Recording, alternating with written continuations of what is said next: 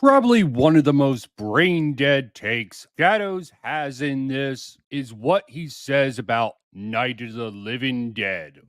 Shadows wants to talk about reality, but in the case of Night of the Living Dead, he is outright denying it for whatever reading he's given it. People of color, women, and queer people have often found a home in the genre where they otherwise might not have in other art forms. It is not a place for hateful ideas, and it never has been. Night of the Living Dead obviously tackled issues of race. When he starts off talking about Night of the Living Dead, talking about race, that is the very definition about rejecting reality. But let's see him go on more about what he thinks about that film versus the reality.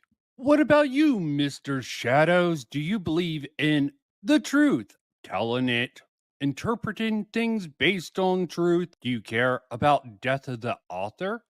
You must to have this irrational take. I do find it funny that around Halloween, conservative outlets will publish articles talking about horror movies that conservatives can enjoy without conflicting with their views. And I love reading those articles, because it takes a particular kind of skill to bend something so wrongly that by the end of the conversation it feels like we're talking about something completely different. I love art.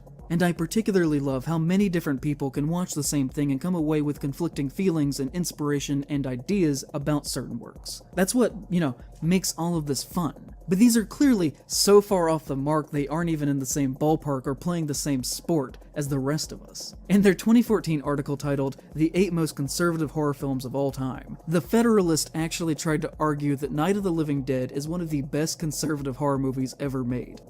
One of the first mainstream movies to have a black male protagonist that ends with a definitive statement about how black people are treated by lynch mobs at the time. Actually, argue isn't the right word choice there, because if you actually read what they said, no argument is made as to why it is conservative. So let me give a conservative argument for Night of the Living Dead using actual facts about how it was made, coming directly from George R. Romero. Let me first highlight this. George Romero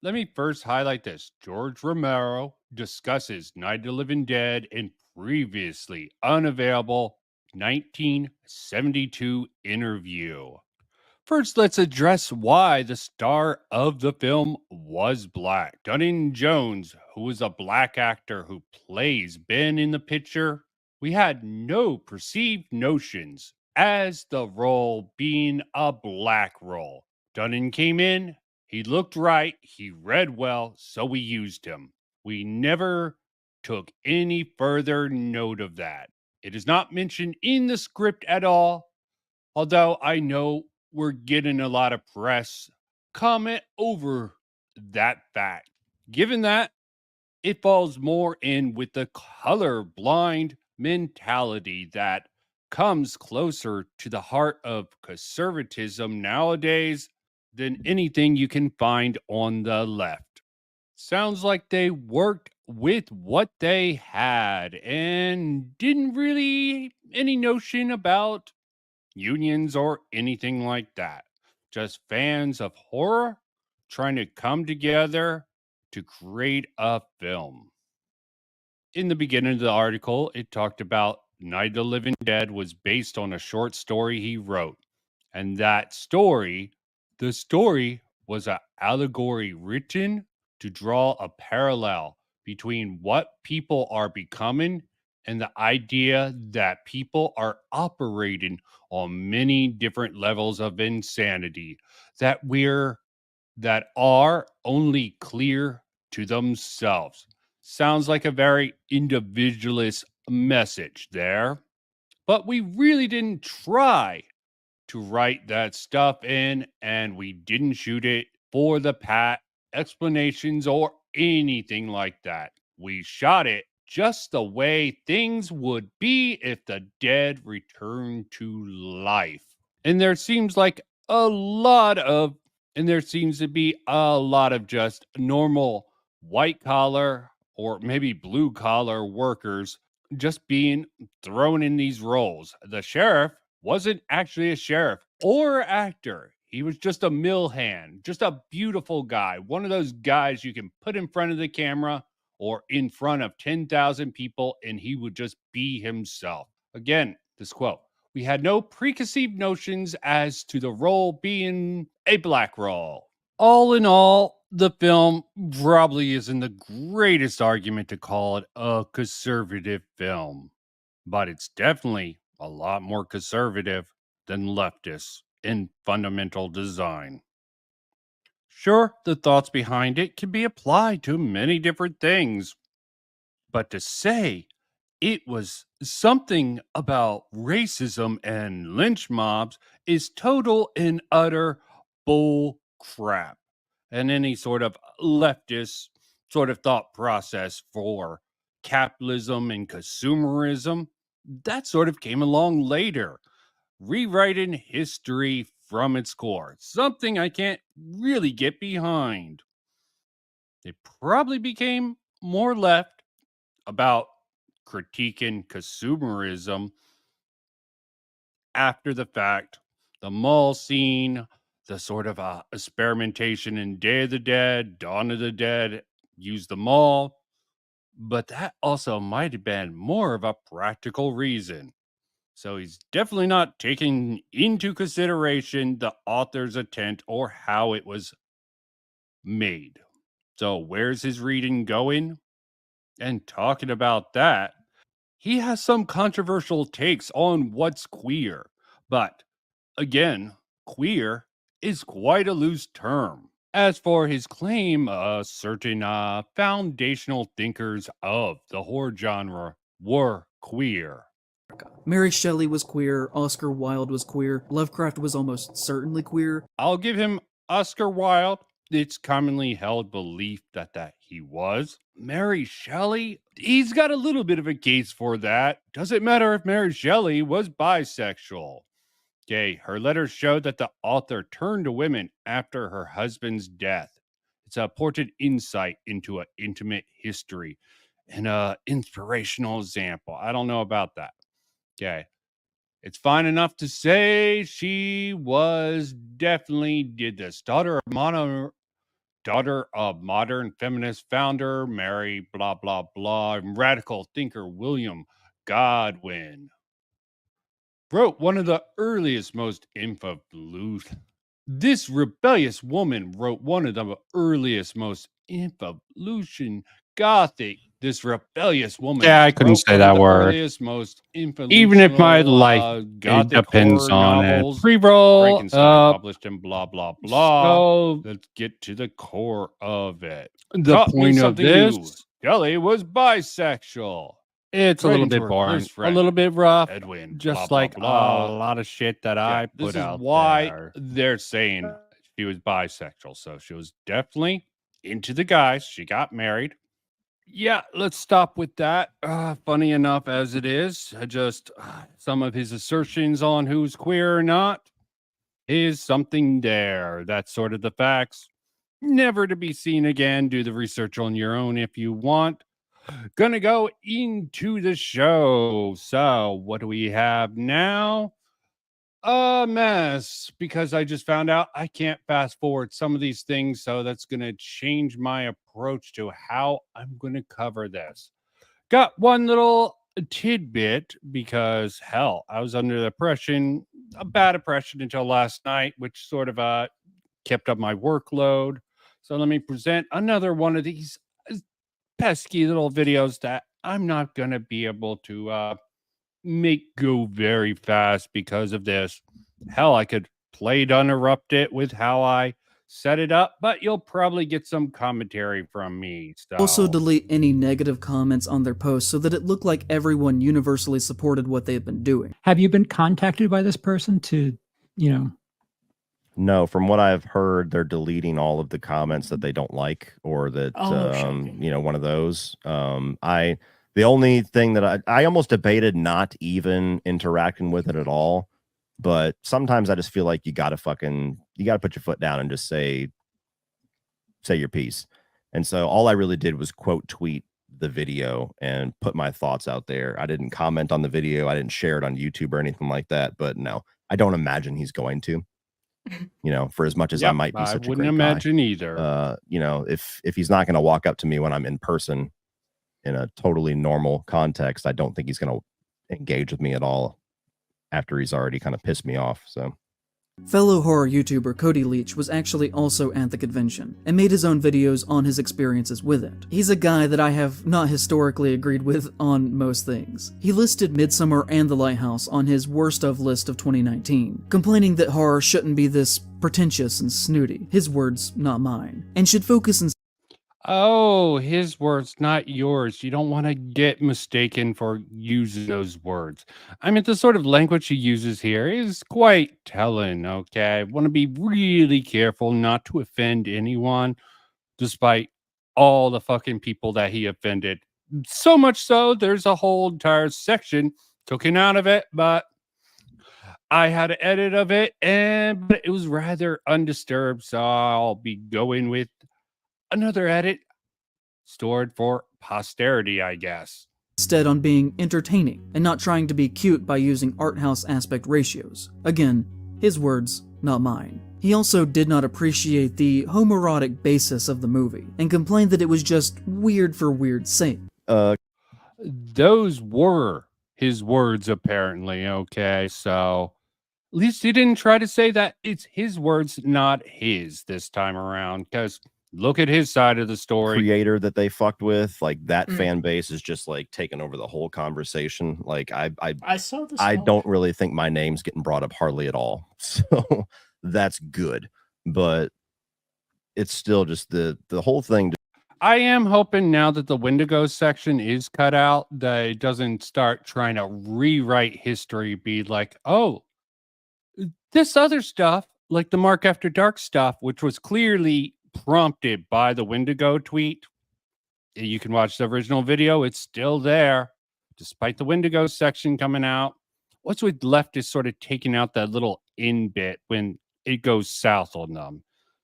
Damn. This was ridiculous to me. Like somebody left a comment on, I had announced that I was going to a convention in Arizona, and somebody left a comment. They were like, hope you don't run into this YouTuber. He'll make another hit piece video on you. And I was like, what are you talking about? And then they gave me a quick little brief, and I was like, are you fucking kidding me? And so I'm assuming it's like, oh, Charlie with 12 subscribers. And I look and I'm like, 400K. I have 8,000, not 12. Yeah. And I asked you not to call me Charlie. Yeah. Charlie. But you know what I mean? Anytime I hear something like that, it's always get good old Charles on his side, okay? Good to have a point where he's at it. Okay, good seeing him defending his friend and giving him a platform to speak. It was quite an interesting catch last night. It's like fucking some channel it's whatever. It's not even worth acknowledging. And then I saw 400K and I was like, oh fuck, is this going to be really bad? And so I clicked on, and much like Charles, I could only get through the first 20 minutes. Once I was killed off, I felt like the show just died. But yeah, I almost agree with that. It gets really fucking convoluted and all over the place until then. Fucking hell. But anyway, yeah. So I listened to it and I was just like, tough. It's always funny to me when tough, like they tough. totally put all their cards on the table, and people like this where it's like Cody didn't like The Lighthouse or he didn't like Midsommar. So here's the reason why I'm going to bitch about everything else he does in life. And it's like, wow, it's always something like that. It's always some fucking movie that God forbid I didn't like. And it's like, okay, now we disagree on this. Obviously he's a piece of shit. So let's just die. And obviously you didn't like those movies. So you're all the Eastern phobes. At least that's how he frames it. You're one of the phobes, like sexism, and you're probably all the others. It's like, get one and you get the rest. Dumbass logic. But who am I to say about leftist logic? Let's dissect every word that he says out of context and put it through some weird fucking sieve so I could spin it this way. Yeah, and then he got annoyed at Mark After Dark to a point where he calls it slander and defamation and crap like that. I don't like the hypocrite argument, but this is pretty bad in this state here, especially with the fucking mind reading going on. And so, yeah, I just listened on and I'm like, okay, all right, yeah. And it's like, oh, and he like managed to throw in there that like he seemed to have a real issue with the homoerotic thing in The Lighthouse because he said that the movie's weird for weird's sake. And I'm like, or it's just fucking weird. It has nothing to do with anything else. Like, Fucking Willem Dafoe's farting through 3/4 of the movie. He beats the shit out of a pigeon. The fucking light kills him. Like, it's all this weird stuff that just doesn't resonate with me. Yeah, that sounds fucking pretty weird to me. Maybe, oh God. Nothing to do with if there's undertones, the overtones, or anything else. Yeah, so there's that. And to me, just didn't try to appreciate the film on its level. In my personal opinion, he is a deeply unserious critic and can actually be, to an extent, a symbol of what I want the message of this video to be about. All critics have to be serious. They have to push the message which is a leftist message, which is sort of the tone, the criticism of a lot of this fucking bullshit. Crappy movies being made. Historically, crappy movies are great in the horror genre, okay? That is a place. Hell, Blair Witch Project is something of a local Maryland thing. Well, let me not give too much away. I'm around that area. Don't dox me, guys. That's bad, but yeah, that's historically something where people can play with. So saying his bullshit sort of argument about horror is a place for leftists is bullshit. It's a place for creativity, and typically people left-leaning have that creativity, but it's not a boys' club, and your reading is fucking stupid, as I'll get into next. Because if you watched his video about Mad Monster Con, you would think it was a great time, a wonderful convention. There is a clear dichotomy between our two experiences, and I think there's something interesting in that. And this ties into this theory that I've had for a long that you're not the same person and different people have different perspectives. Oh, shock of shockers. I could have fucking anyone with 2 brain cells could tell that. You want NPCs, carbon copies of everyone? Fucking hell. Long time that is kind of the thesis of this video. And that I think there's actually not one, but 2 distinct horror communities that do not overlap. One that is more concerned with writing and thinking about how our own experiences and world are reflected. And this is fucking brain dead that he says they don't overlap. Hell, I'll give him some credit if he said there is less of an overlap than I would like. That I would give him. They don't overlap at all. You think they don't care about writing? And yeah, it's going to respond to it. I set this up where that stream is setting up to what he says. Not perfectly, but good enough for my purposes here. A group that overall is less concerned with how much a movie makes at the box office and more with what it is trying to say as a work of art and how it relates to ourselves and culture as people.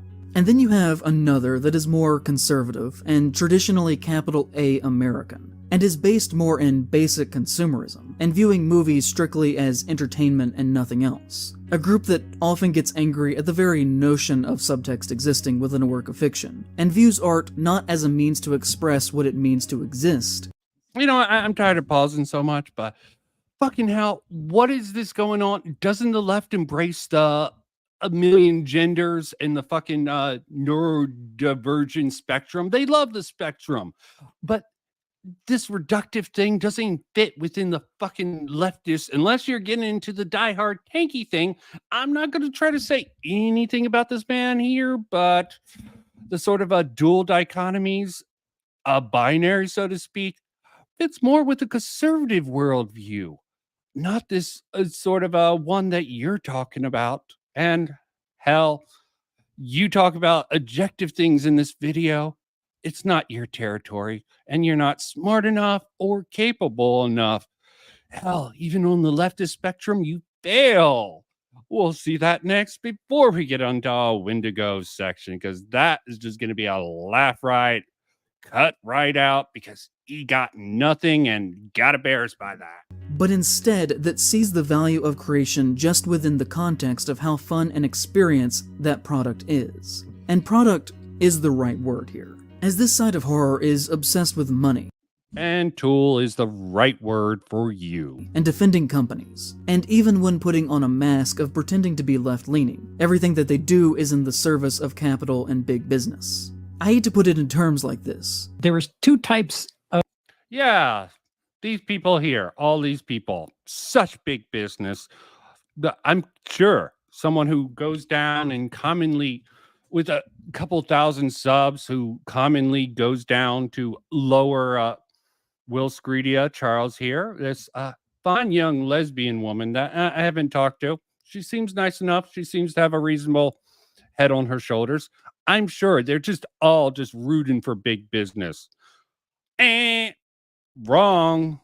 They have a very similar perspective, but they don't have the stick up their ass like you do. Of people in the horror community. I tried to condense so much of what point might have been trying to get across in each chapter, and I really don't know. Keep in mind, this is, I believe she's a lesbian. That's what they report. Okay, this is her interpretation of his video. Know exactly how to phrase it. I would have to watch it again, to be quite honest, but essentially it was, paraphrasing, you can split a whole community into two parts. Amazing. One half just wants to enjoy the movie, doesn't understand why there has to be some sort of deeper meaning or even politicizing of the movie, and then the other half really wants to dig into it, appreciate it as an art form, and there is no cross-section, there is no overlap or in-between of this, which I think is hysterical for multiple reasons. I agree. But I think that was essentially the point, and I don't think... Does that make me a lesbian since I agree it was with ever her? distinctly mentioned where exactly our friend was placed on that. Right. And it seemed like politics are the most important. Well, yes. I watched I am most using of it. I might my have zoned off a few terminology times. figuratively, which is something that people are able to do. It's fascinating how you can also make jokes. You can make jokes? Yes, I didn't know that. You know, hyperbole, all of these things shouldn't be taken as, gospel or documentary speech. In his 33 minutes of talking about the convention and everything that happened around it, Leach fails to mention Kevin Spacey outside of a single joke about the situation over 20 minutes into the video. Kiefer Sutherland was outside in the actual hallway with his own...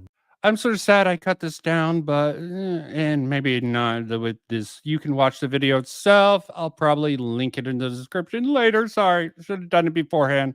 All rather rush job to put all this together. Isolated room. That's star power right there. The only other person that had that was Kevin Spacey. He was on a different floor for completely different reasons. But not only that, if we look at this footage that I shot compared to the footage that he shot, you can see that he has clearly framed his angle standing. Who killed Kennedy, okay? Was it Cody or was it Shadow Man? Roughly at the exact same spot I was, so as to not show the giant Kevin Spacey banner hanging over the lobby. At another point he included... Oh yes, he purposely did that, Maybe his focus was on, the con and not pushing a certain narrative, certain way of making people come across. A table with some photographs of Spacey near the very end. But outside of that, you wouldn't even know that he had been there based on his video. So it was just a really good time. I met a lot of really good people. There was nothing to bitch about. And so when I did the video, it was just kind of... But Spacey? Why didn't you bitch about Spacey? He just totally got convicted. Wait, he didn't get convicted for that. Okay. He probably did some grummy stuff. Yeah. Okay. He's probably a creep. Blah, blah, blah. Cancel culture. No coming back from that. No redemption. He has to be ostracized from society. Like sharing my experience and sharing stories about the autographs and just like enjoying fucking life. And then I just made a little... you had to acknowledge it somewhere. So it was like, yeah, I think I said something about how segregated Kiefer Sutherland was from everybody because he had such a massive crowd. And then I had said right after that, Kevin Spacey was also segregated from everybody, but for completely different reasons. And that was all it was a joke. It was a funny line. And it's funny. Yeah, exactly. Jokes can be Do funny. I really need to be the 10 millionth person to say, oh my God, Kevin Spacey? And it's just... I didn't talk to Kevin Spacey. I didn't go upstairs to his table. I didn't get an autograph from him. So why would I bring him up aside from the little bit that I did? But how many times did you break the law with Kevin Spacey while you were there? Good point. Good point. Look, man, I'm trying to defend myself here and I'm digging myself deeper. Yeah. Which, I mean, I had to look into it. You really aren't helping your man. Kevin Spacey has not been charged. He was in court last year, and the charges were dismissed. So technically, not to get into this bullshit, but if courts aren't convicting him, how long should society? Court of yeah, I mean, that's a whole other opinion conversation too that we can get into. I mean, everybody that already thinks that Kevin Spacey's guilty as sin is going to tell you that he paid them off, or it's been too long, or whatever. And maybe I wasn't fucking there, but I'm with you. Like, you know, we had the Me Too movement, we had all this social consciousness drive up, which is important. At the same time, there's absolutely been a lot of things where we've overreacted, and now just yeah, and it's not just Kevin Spacey. Fucking, he's saying he's a fan of the Lost Boys. Fucking Corey Feldman came out with his whole little thing. That make much of a difference? Sorry, it's just really lame that some of them get the axe when there's really no evidence. And hey, go on, move along. Harvey Weinstein's the bad guy. The rest of Hollywood is completely clear, except for Kevin Spacey and a few people who, I guess, get outed, you know, sacrificial lambs. Okay, I think there's a lot more out there, but yeah, let me not speculate. Accusations can condemn you for the rest of your life.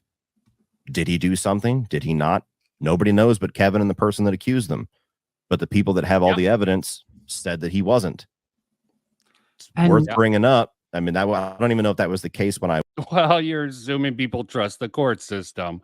We're about to find out the thoughts about a non-guilty verdict a little bit later. Sorry, spoilers. Went there, but I mean, this play, they advertised Kevin going there. It caused a lot of controversy. I had already bought my tickets. I was going to see the two people from the Lost Boys, among some others. I wasn't going to fucking just eat money out of social justice if I wasn't going to go to his fucking table anyway.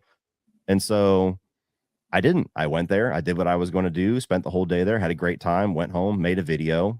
Nobody died. It is what it is. You know, I don't know. I don't know what his crowd looked like. Like I said, a totally separate floor to himself. I was always on the ground floor. So I don't know if he had a ton of people. I don't know if nobody went to see him. I really don't know. But I don't know what it seems to be that, like, the whole thing was brought up, like, because I had a good time and I said I had a good time and I documented that I had a good time, but I didn't take the time to make a video to be the 10 millionth person condemning Kevin Spacey. I'm a problem. And it's like, well, such a problem, man. You know, everyone has to there are a bunch call of out things Kevin that, Spacey. Even in just the little section about you that like really bothered me. He talked about you and said, I'm sure he's a great guy and all. And like, yeah, that's where the pussy cop out stuff got into it, where I really started to get mad. Like, you see that shit on TikTok. Amen. And it keeps happening over and over and over again. It's very telling, very drawing, and his sort of shit sandwich. Yeah, now a little bit of a disclaimer, some shit, then either a quick runaway or a quick apology or pivot. Oh, God. So painful overall. TikTok a lot, where it's like, I have 3 million subscribers and I'm going to make this whole minute hit piece on somebody, but at the end of it, I'm going to say, but don't go do anything to them, knowing full well that's exactly what you want your audience to do. Yep. Fucking, I don't trust the people who obsessively say, don't harass, don't do any of this stuff, despite making them seem like the worst human beings in the world. It's like talking outside both sides of your mouth, okay? And in some special cases, ass, when it comes to that. I don't want to make presumptions about Leach. I had the opportunity to talk with him that day. I saw him walking around a few times, but decided against it. You made several assumptions about him already. But in his video, which were wrong. There are a couple of red flags that really scream out at me. Shannon Elizabeth, one of the objects of my youth. If you like really crass comedies from the 2000s before everything got all sensitive, definitely check out Sorority Boys. So to me, he is one and the same with Mad Monster, both spinning content for money while ignoring the potential harm that the event itself might cause. Undertones, the overtones, or anything else. Yeah, so there's that, and you know, then the clip where my eyes just rolled in the back of my fucking skull was just like, oh, and then this like random section out of the video where I'm just like, oh yeah, Shannon Elizabeth's gonna be there. She was the object of my desire in my youth. I would never refer to females as objects, so he should probably speak differently. And I'm like, you fucking pretentious bitch, just fucking whatever. It's so amen, brother. Yeah, and like that's kind of what I was referencing before, you know, hyperbole, figuratively speaking. When you were at that convention, did you try to make Shannon Elizabeth your property? I didn't even stop by her table because she was busy at one point, and then whenever she actually had a chance, I was going to go and try to get her autograph and meet her really quick. But I had heard that Kiefer Sutherland's line was massive, and I literally went to this convention just to meet Kiefer Sutherland and Jason Patric, the stars of the Lost Boys, which anybody that watches me knows is. Speaking of homoeroticism, I'm telling you, yeah, really. What the fuck's up with vampires. Reevaluate things, but it's in there. Saxophone guy. Yes. But the Lost Boys and The Thing are my two favorite horror films of all time. So I literally drove just for them. It was awesome to meet other people there, but for all intents and purposes, I could have just met them and fucking left. That was my only concern. And so I went there. I had a really good time. It was a little bit smaller con. It was my first horror con ever. That's also very important and information that was completely left out of this. So me having a good time because it's my first time makes sense, unless it was just a shit convention, which it absolutely was not. And everybody else that I met was great. Felissa Rose, Michael Rosenbaum. And so I met probably 15, 20 different people that were just fans of the channel, which was really cool and interesting. And I'm really not trying to harm Leach's image by comparing his experience to mine. Again, I don't know the man. And to be honest, I don't actually really think that he would be that bad of a guy. Just painfully centrist, seemingly leaning a little towards liberal. Like, he tweets pro-LGBT stuff, anti-racist stuff, but then he says things like, oh, wait for this little bit. You know, centrist, you know, having a sense of we hate both the streams, and that's a problem. It's only the other side's a stream that you should hate. Lovely stuff, you know. It's not going to lead to bad things when you have a whole genre, whole community backing up the idea that there is no place for any conservative or even centrist thought in their fucking community. Such brain rot, such fucking echo chamber material. And the fact that he fucking could have talked to this guy, could have expressed his concerns. Hell, didn't even need to do it when they were both at the same con. Could have fucking did it before he did this fucking hit piece, making total and utter assumptions about him, or maybe used a little bit more evidence to come to his fucking conclusions on this. This is just comes across as so fucking a blind side out of the back of your hand. I'm just knows what's better for the horror community and horror movies and all that fucking rigmarole. Okay. Fuck. Before, and I'll say it again. Right or left, the extreme political people are fucking nut jobs. And I despise a review being a political statement. And I have no clue why politics has to work its way into literally everything, but I despise the fact that it does. So, you know, a bit of a mixed bag there to me. I don't want this whole section of the video to just be about him. He's a small example of a greater problem that I think is an issue within horror, which is that the existence of centrist and liberal views, mixed with a love of genre, acts as a shield and breeding ground for right-wing harm within our community. Existence of centrists just gives right-wing beliefs, which are automatically harmful, some sort of legitimacy in our sacred art. Fucking it's horror, motherfucker. I've talked to fucking some low-budget horror people. Even some of them even worked on some bigger movies, okay? Not going to out myself because I had my face reveal on the channel where I do some local horror reviews of the films around, but I know a few people in my areas by name. They probably forgot to. This was before lockdown. Fuck lockdown. Fucked up so much shit. Nail that has Jason Blum, Ben Shapiro, this other YouTuber, Kevin Spacey, and yourself, and it says bad conservative horror movies. To me, that feels like this is going to be a a video essay or a ranking of bad conservative horror movies. I agree. And you click on it and it's like, oh, by the way, Cody Leach is an asshole. And I also got a bunch of heat for this video. And now we're going to move on to them. And now we're going to move on to this other YouTuber. And like, I don't know if any point in this video we actually stopped to pause and like consider what is a conservative horror movie and list the worst ones. Yeah. I just... None of these guys are even conservative, and they can fucking point this out. The vast amount of conservative talk. What is a conservative? What do they believe? Why is conservative beliefs harmful? Oh, yeah, they're just transphobic and sexist and bigoted, blah, blah, blah, without actually fucking proving the case. Going along with the fucking assumption before you even fucking prove the harm. Fucking brain dead logic there. What is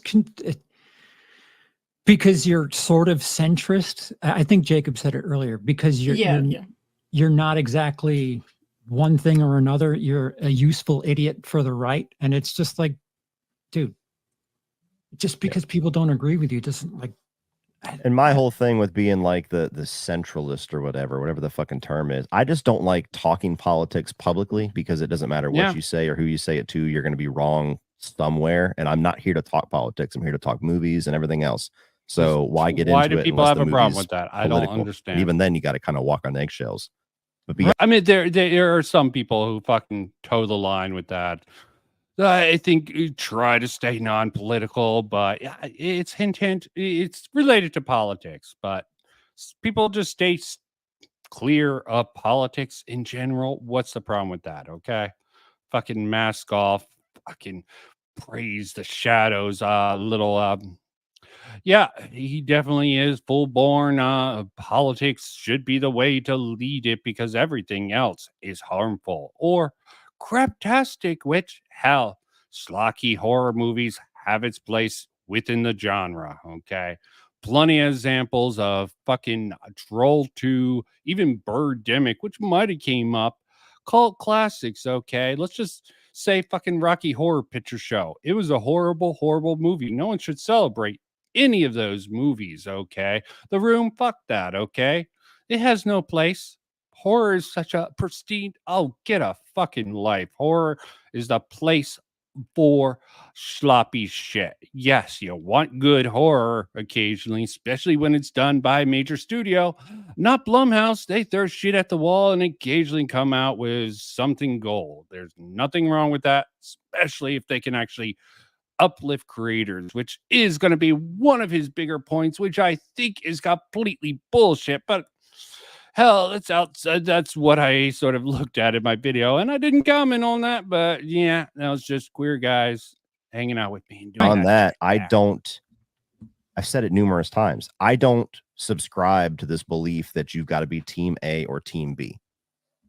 I have beliefs that could be considered conservative. I have beliefs that would be considered liberal. I have beliefs that don't seem to be something either one would really go for. To me, if you're the type of person, but you're only one of two types of people, okay? You're either the badums or the goodums, okay? Don't do the, are we the baddies? Somewhere it's like, I'm team blue, no matter what team blue says and does, I'm there. You're a fucking puppet. Same with the right. Yeah. You're brain if dead. You're extreme either way. Totally I don't understand agree. how you function in the world, because it's like Critical saying I agree thinking. with your argument before you even state it. Yeah, That's fucking dumb.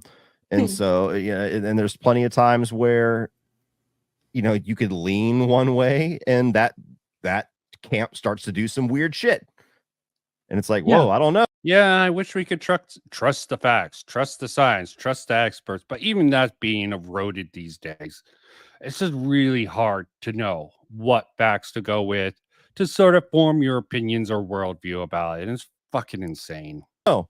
And so now there's this whole spectrum. It's like there's the extreme this way, the extreme this way, the moderate this way, the people in the middle, and it's just there's people out there. It's like if you're not hard on this side, you're the enemy, because we're always. I mean, despite not watching the whole fucking video, he's got the point pretty well down. Bravo. Right. 100% of the way down the line over here. And if you even Take one step this way, you're the enemy. Because as we will see time and time again throughout this, people who hold these liberal stances will side with conservatives over progressives at every single given opportunity, and will not prove that fact, you fucking art house freak, okay? You're just going off of other hearsay, a group think, I'm assuming. Maybe it's bad faith to assume that, but he's not giving me any reason to believe anything else, especially with the section he cut out. Criticize horror unless it is art house, and also will not stand for other people to criticize. Art house can be good, art house can be bad. Art house can appeal to certain people and sort of send people away. That is the point of art house, okay? The expression of it. And there's also a place for just sloppy slashers. Fucking hell. Horror. And I guess that's all that she wrote. And I have this next sort of section set up. So, to see how shit his take is, we're going to do a cross comparison between him and someone who I think is legitimately engaging with a certain medium. Why he just fucking strawmans it and use it. And it's not leftist enough for him, but hell, with the comparison, because comparisons are great, people. This comparison makes me think, yeah, this guy did do a decent job at doing a certain leftist thing here. Maybe it's just more normal left or weird left that he didn't get. Maybe he is comedy phobic. The Dead Don't Die is an example of the kind of film that can become conservative by being misguided in how badly it is handling its writing. I actually do like this film a lot more than the average person, I think, as you ever really only hear negative things about it. It is a folk. And I press X to doubt on this again. Shit sandwich complimenting something. Look out for that. See, kind of horror movie set in a small sleepy town that gets attacked by zombies. I actually do think that the film suffers because of the zombie stuff, because it is much better before they are actually introduced. Called Scientist says it's true. Polar fracking has created fantastic jobs, big profits, and This is the other video, so I think it does have a left leaning to it. Insane left leaning of shadows? Fuck no. energy for our great country. Let's not forget our priority. Caused by the polar fracking. But the authorities and energy people keep saying that's not true. But nobody in the movie actually takes part in any of the polar fracking or seems particularly invested in defending the systems that cause it. Consumerism doesn't seem to come from within the way it does in something like The Dawn of the Dead. Okay, I just realized I didn't name this guy and didn't add him, so that's going to be done. Name to Will Scredia and Charles' channel, where you can find it, is in the description now. It's not bad. Plus, Andrew Clark has a horrible take at the end that I missed arguing with over Dexter. But with The Dead Don't Die, what he is trying to say is kind of so vapid that it ends up playing into conservative talking points. He's doing Bullshit. Romero zombies here Sorry. through and through, Sneezing. but much more clunky than Romero ever did. When the dead come back to life, the first thing a lot of them do is start playing on their cell phones and mumbling about the shitty Wi-Fi. It almost comes across as if your grandmother's Facebook posts were adapted into a horror film. You never know. It's ours. Look how reductive he is. Doesn't take that long. No, this guy definitely should have. Cut some stuff down, so I cut it up for him. It's ours. Or when the dead don't die, it feels more like an external threat I can speed it up being now. forced on them by people who exist only on TV or the radio. Villains which nobody has ever met, ruining their lives in ways that nobody knows how to fight or even understand. Big profits and energy for our great country. Let's not forget our priority. What you think, Fern? I don't know, Hank. Shouldn't it be getting dark out? You can only listen to so many lies about something that, despite all the evidence, kind of feels like it's happening somewhere else before you just start to go numb after a while. Steve Buscemi's character, Farmer Frank, is a horrible racist who wears an altered MAGA hat to make sure that everybody knows that when he says "Make America Great Again," he's specifically talking about white people. And this is included in the film, but is never actually dealt with in any meaningful, specific way. Before he realizes that zombies are attacking his property, he impulsively shoots a black one in the head on his porch, without warning. But then he ends up dying the next scene, and the film has no interest in actually... And also look at the difference in focus of these two people, okay? He tends to highlight Steve Buscemi, and something's going on another screen, so I'll play. Yeah, look at what their focus dealing with is. this outside of the basic presentation of who this person is. In a normal zombie movie, this is the hero who shows up and saves people. It's funny that she winds up being an alien, but I don't think that's just some random choice to get a laugh. It underlines how unrealistic those expectations are. And most importantly, she doesn't save anybody. She hails a UFO and ditches them. Most zombie media celebrates individualism. It's a structure. I must say that was probably the best part of that movie because I watched it. That's why I know. I don't think it's great, but I almost admire it for trying to be different. Not good. You got to love Bill Murray still. Where society has fallen apart, and it's all up to your wit and ingenuity and oftentimes savagery to stand up on your own. But in The Dead Don't Die, the limits of American individualism are on full display. It's like this guy almost understands the difference between conservative message and a fucking leftist, which is more collectivist nature, and how the movie tries to tackle that, even if it's imperfect in its execution. Even though the entire movie is largely set in public spaces, cemeteries, diners, workplaces, when the shit hits the fan, everybody bunkers down separately, and they all pay for it with their lives. And it ends with a scene where Tom Waits' character, Hobo Bob, who is a hermit who lives away from society because he dislikes us, and he's narrating about the empty-headed consumerist culture of America, while our main cop characters, who are the only survivors left... And I don't even understand his point there. Okay, what does any of this does? Oh, the cop characters, that's the point.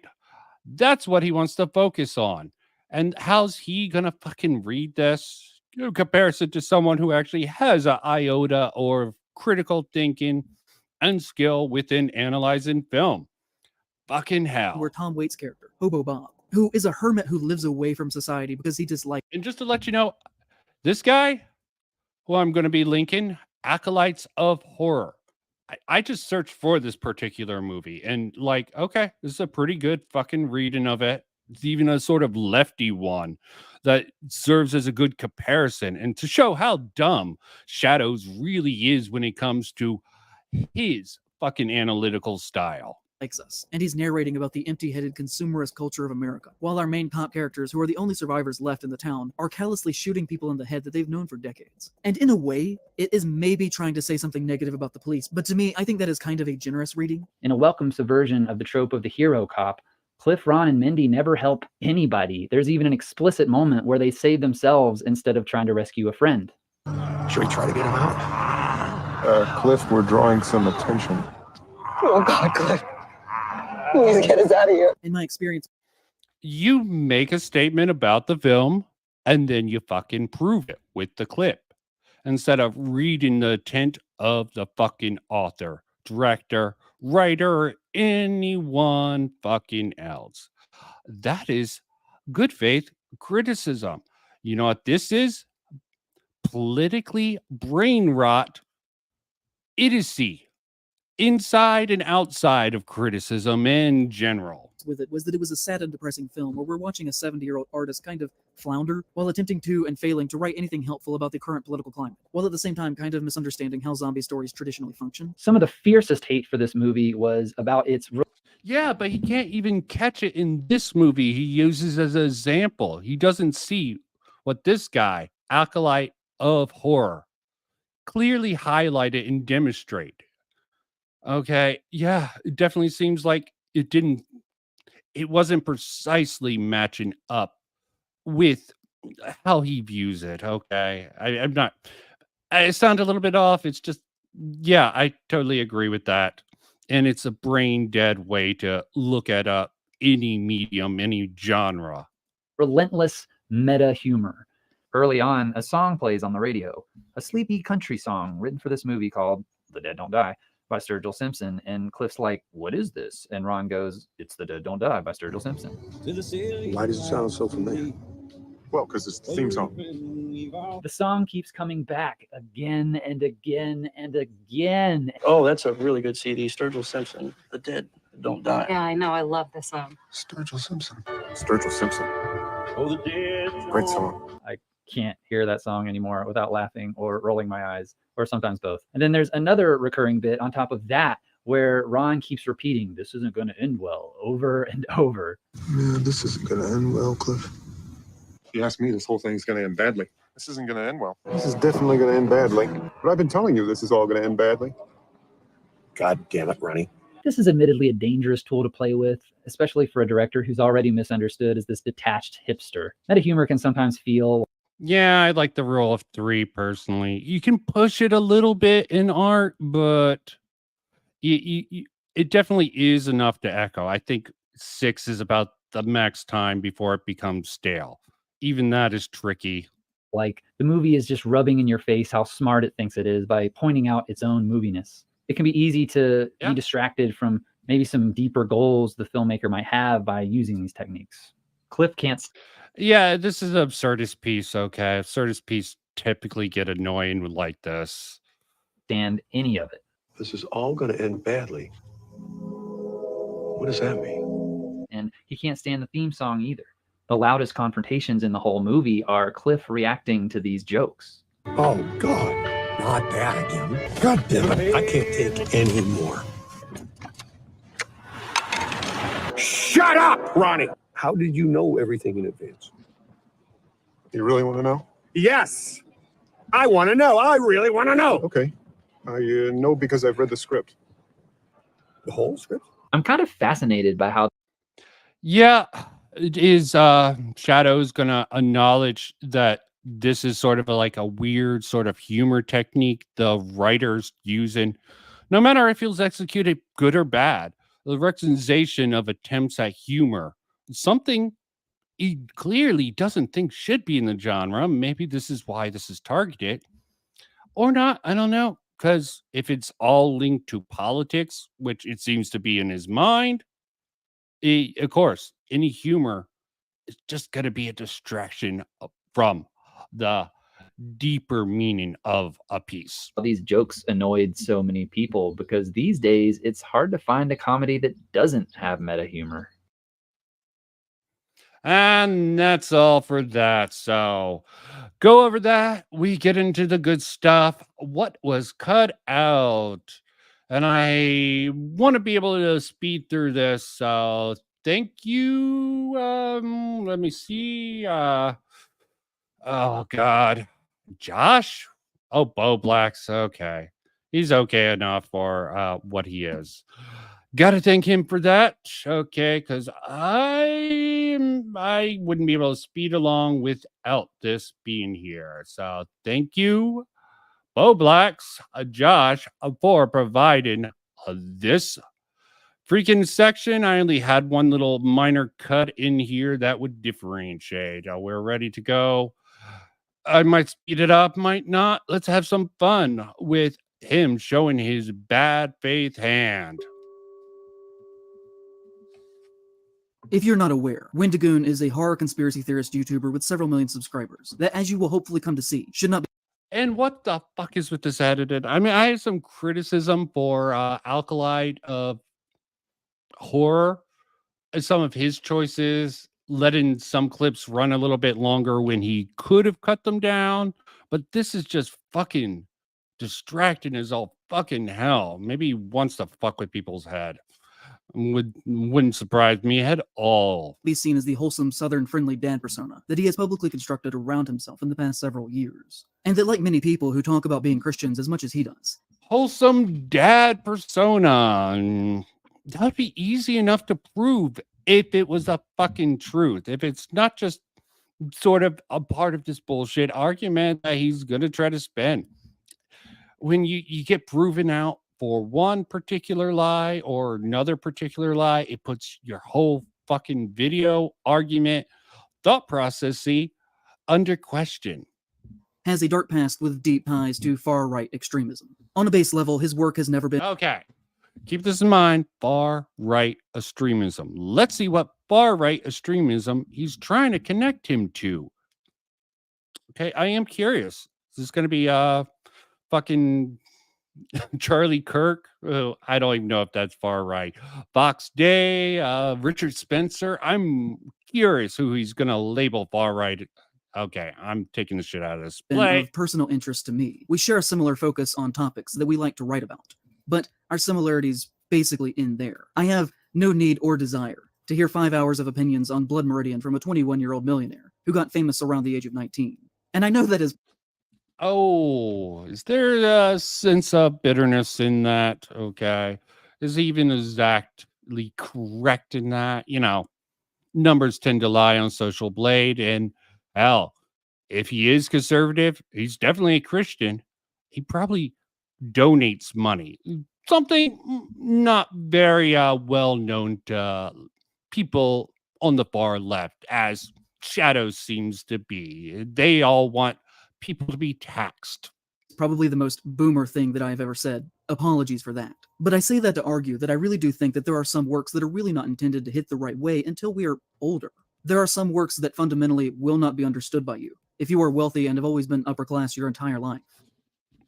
Yeah, and obviously there's a lot of things that you'll never understand. How old are you? Okay. This argument is just deeply flawed at the very core of it. Even without going into the details, is he just sort of hyping it up before the details? Because he's just making these fucking assertions without really anything, just theories. But this is a crumb tuber essay, so you can't expect anything to be proven, and that's just fucking the flaw with a lot of especially a lot of the current crumb tubers, as I call them, because they ain't even up to the snuff of the old bread tube community. And this may all sound condescending, but that doesn't stop it from being somewhat true. I don't mean that to think that you shouldn't be able to say or publish whatever you like at any point in your life. You're obviously free to do so. And I also don't want it to be seen as if I'm talking down to young people, because I'm not. Politically, they are frequently the most with it, and their voices should be heard on issues that pertain to them. Don't disenfranchise the young people. Just come to our side, okay? Don't want to offend anyone. Have to fucking add to the length with all the fucking apologia for all the fucking shit you're slinging. But you know what? Fucking hell. Looked down upon too often in our culture. What I'm talking about here pertains to the very act of writing itself, and with that, perspective. And I don't know if you can actually really truly be a good cultural critic. I don't know if you can truly be a good writer if you fucking write things like this, okay? Everyone wants to talk about writing. What the fuck does... Oh, fucking hell. With a voice that has a definitive perspective, without several years of genuine, independent, lived experience away from the home that you were raised in. And in his case, he became exceptionally wealthy by the time that he was 19 or 20. And so if you leave the home and immediately become famous and rich, without having to ever actually truly struggle, can you be considered to have ever actually had lived experience at all that would qualify you to give criticism on works of art about the... Yes, especially if, you know, you're a Christian and you work with the homeless. I don't assume any of this about Windigo, but even though I'm not formerly Christian, I'm more of a Gnostic now.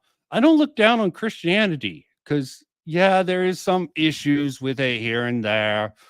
The blind faith some have, but fucking hell, that sort of faith they have lets them do some fucking awesome ass work. Okay, hate them. What the fuck does leftism do?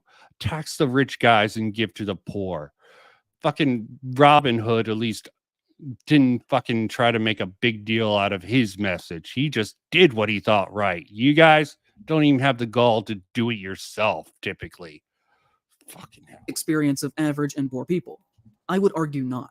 And if that is the case, why would your perspective matter as a critic? Not to mention the fact that Wendigoon was raised in a very wealthy family, and with that comes from a wealthy perspective. He himself has inadvertently admitted that his family at one point had millions of dollars, when he said once on stream, "Is this the fucking eat the rich thing?" Okay, yeah, fucking hell, not struggle. You'll falter some places, but there are ways to get your experience outside of that. Okay, all this is fucking utter nonsense that he can't prove. It's just his fucking bigot towards the rich that seems to be the source of this, okay? Especially since it's the source of his trouble. A little butthurt. Yeah, I sense a little bit of that. Come on, get into the far right connections as supposedly he has. Would you believe me that when my dad was young, he used to be in an organized crime gang and is now a Sunday school teacher? Very wild life that guy's lived. He was in an organized crime gang that my grandfather ran. A lot of bad things went down. They got investigated by the FBI. My grandpa went to jail. My dad had to testify and tried to take up the business. The business fell apart, and he ended up losing millions of dollars to the state. Lost everything. Found God, became a Christian, and is now both the best man and the best Christian I've ever met. But also, I'm not even here to criticize his body of work. I think his videos are... What? Where did that come from? Where did that statement? Windigoon? Okay. Did that come from him? It doesn't sound like he was rich his whole life. I had a friend who fucking had a very financially wealthy father, okay? His wife died, and he went and he just wasted money, married a wife who fucking just pissed it away, let his children go wild with craziness, okay? And he wasn't a Christian. He was a Jehovah's Witness. Think what you want about them, but yeah, it can happen to anyone and assume because rich, hard times. That sounds like, what's that even Windigo? Oh, fucking hell. are very uninteresting. But ultimately, that is secondary to what makes him worth talking about. The first of which are the very strong beliefs that he seems to hold as important, that are, in my opinion, the antithesis of what horror should be about. There are many things that are red flags. Why do you have all these fucking dumbass ideas about what horror should be? What makes you an expert on horror? Are you the son of Cthulhu? Is this why you're trying to rain your brain rot all across the YouTube sphere? And yeah, now try to poison a well with anyone with any sort of different beliefs, especially of those who believe in the one true God. Have to tear them down so your Lord and Savior can come and eat all of humanity. Of course, hyperbolic. I have to clarify in case any of his fucking followers come. It's a joke. It's a joke, okay? It has a little bit of a temp behind it, but that's besides the point. That we could talk about, from the bizarre gun ownership, the flagrant use from my perspective of his religion as a shield from criticism, to the belief that he at one point followed many far-right accounts on Twitter, from Kyle Rittenhouse to Parler, the social media website. Oh, this is the first far-right account. The kid who fucking defended himself during a fucking BML riot, okay? I'm not going to point out the sort of records of the people he shot, but I will say, I don't think they were the greatest people, okay? And they were in a fucking riot. He was fleeing, okay? He did everything in his power, and you know what? He was proven innocent, okay? Then they had the left had their cope and all of a sudden wanted to turn him into some far right person. You motherfuckers pushed him away. Mainstream pushed him away. And of course, the right, not even the far right, just the regular right. But anyone who is fucking right of Bernie Sanders in some of these fuckers' mind is an extremist. Look at how they talk about fucking centrists just propping up the right wing. Some of us fucking centrists fucking don't care about the right wing or right wing ideas. So take your fucking assumptions and shove them up your ass. They're probably better than the stick that's up there for you. Where the January 6th insurrection was in part planned. People said, oh, he only followed them. But that doesn't mean that he agrees with them. But there are screenshots of tweets that may have been deleted that clearly in my mind show a support to Rittenhouse. Although, since I did not take these screenshots, they do have to be taken with a... And even if he did, what's wrong with that? Fucking hell. You got to make everyone scared to have an opinion on a court trial and sort of look at the evidence. Okay. There is blind faith in one side, team sports, I call it. But in that particular case, someone like me, the poor centrist, we're just not blind faith in that. We care about the evidence. So fuck off, man. Assumptions song. can be But in fun. relation to everything but, else that we're going to talk about, to oh. me it seems to fall in line with his general Okay, beliefs. but These have been widespread across the internet, I and like to my to knowledge, I stick can with find the no examples facts of him and be directly as saying that these are not like a legal. So he referee, may or may not have but actually one with a followed these fucking accounts foul or mouth. supported them. Okay, But I do not or believe that some he has fun. ever outright said that this did not happen, so take that as you will. We could talk about his past and Speculation is supposedly more being a fun. founding member in an online conspiracy theory group that, according to him, snowballed out of control into being a white supremacist neo-Nazi organization called the Boogaloo Boys. His online What did it? He really slipped that in fast, and I'm not into helping being a myself. white supremacist neo-Nazi organization called Okay, I was just talk about his past and supposedly being a founding member in an online conspiracy theory group that, according to him, snowballed out of control into being a white supremacist neo-Nazi organization called the Boogaloo Boys. His online username at the time was Boogaloo Boy, and he claims to be the first to have started using it, but that he left the group and became Wendigoon after things started to get out of hand. And this is not a conspiracy theory in itself. Shockingly, he literally has said so in writing. As you'll see, he was just like, oh geez, sorry guys, about starting a violent hate group, guys. Sorry that people got killed. I totally didn't mean to do all that. My bad. I'll do better next time. Also, it should be noted that the Boogaloo Boys are okay. Where he has it in writing, fucking put it on the screen. You want to just again, all your fucking assertions and far right assumptions about all this shit is just shit to me if you can't prove it. You said, yeah, assumptions are fun. Yeah, but they can be fun. So can hypotheticals and speculation. In the end, they're all shit. And yeah, Kyle did everything correctly. Most adults in his thing, in his position, probably would have freaked out and actually hurt someone who did not hurt or kill someone who didn't deserve it. Okay. I have no clue what that is about. Who known knows? for wearing Hawaiian shirts. And guess who else always has on a Hawaiian shirt, despite the fact that he publicly totally does not share in their beliefs, guys. I'm just saying that if at the very least I, in any way whatsoever, somehow accidentally, inadvertently, started a hate group, I wouldn't continue to still dress like them if it were me. Hate group. Who do you consider hateful people? Let's establish the standards. Why are you assuming your audience is just, oh, wait, there probably are, at least the ones in your team?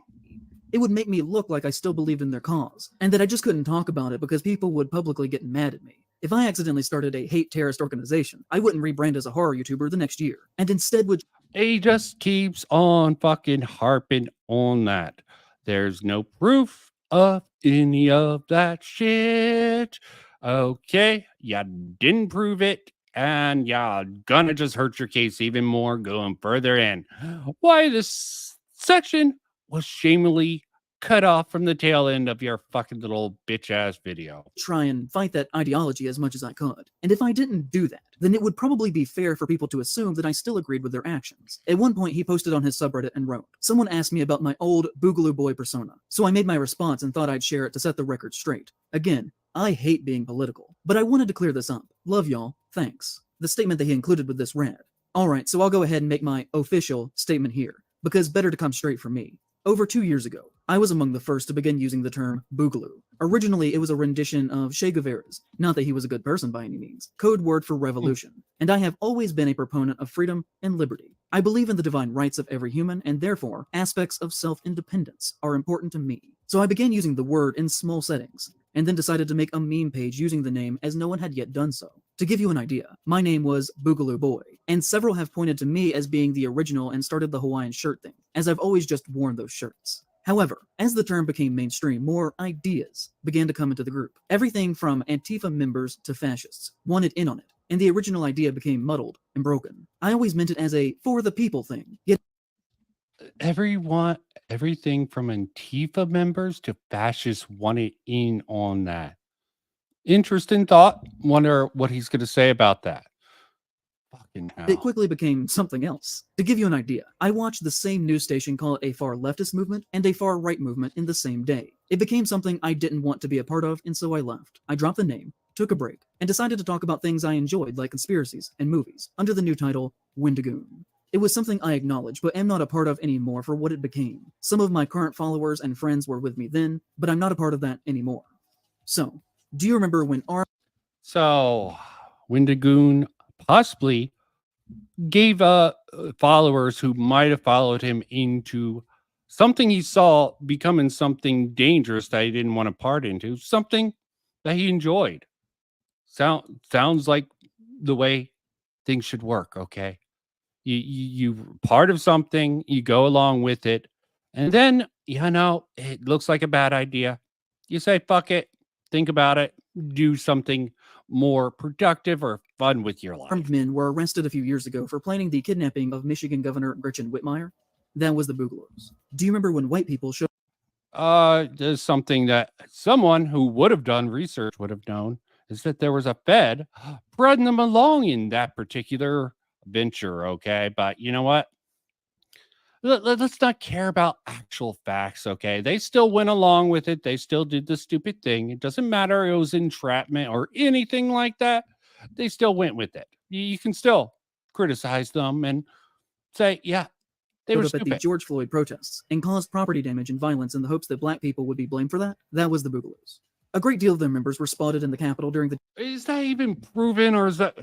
Again, I'm going to assume most of this is bullshit unless he can prove anything, okay? So take everything he says, a fucking heap of salt. January 6th insurrection. In 2020, they killed several police officers in a drive-by shooting in Oakland, hoping that black people would be blamed for the violence, in an attempt to create racial tension. The reason they use the word boogaloo is in reference to a meme that says Civil War II electric boogaloo.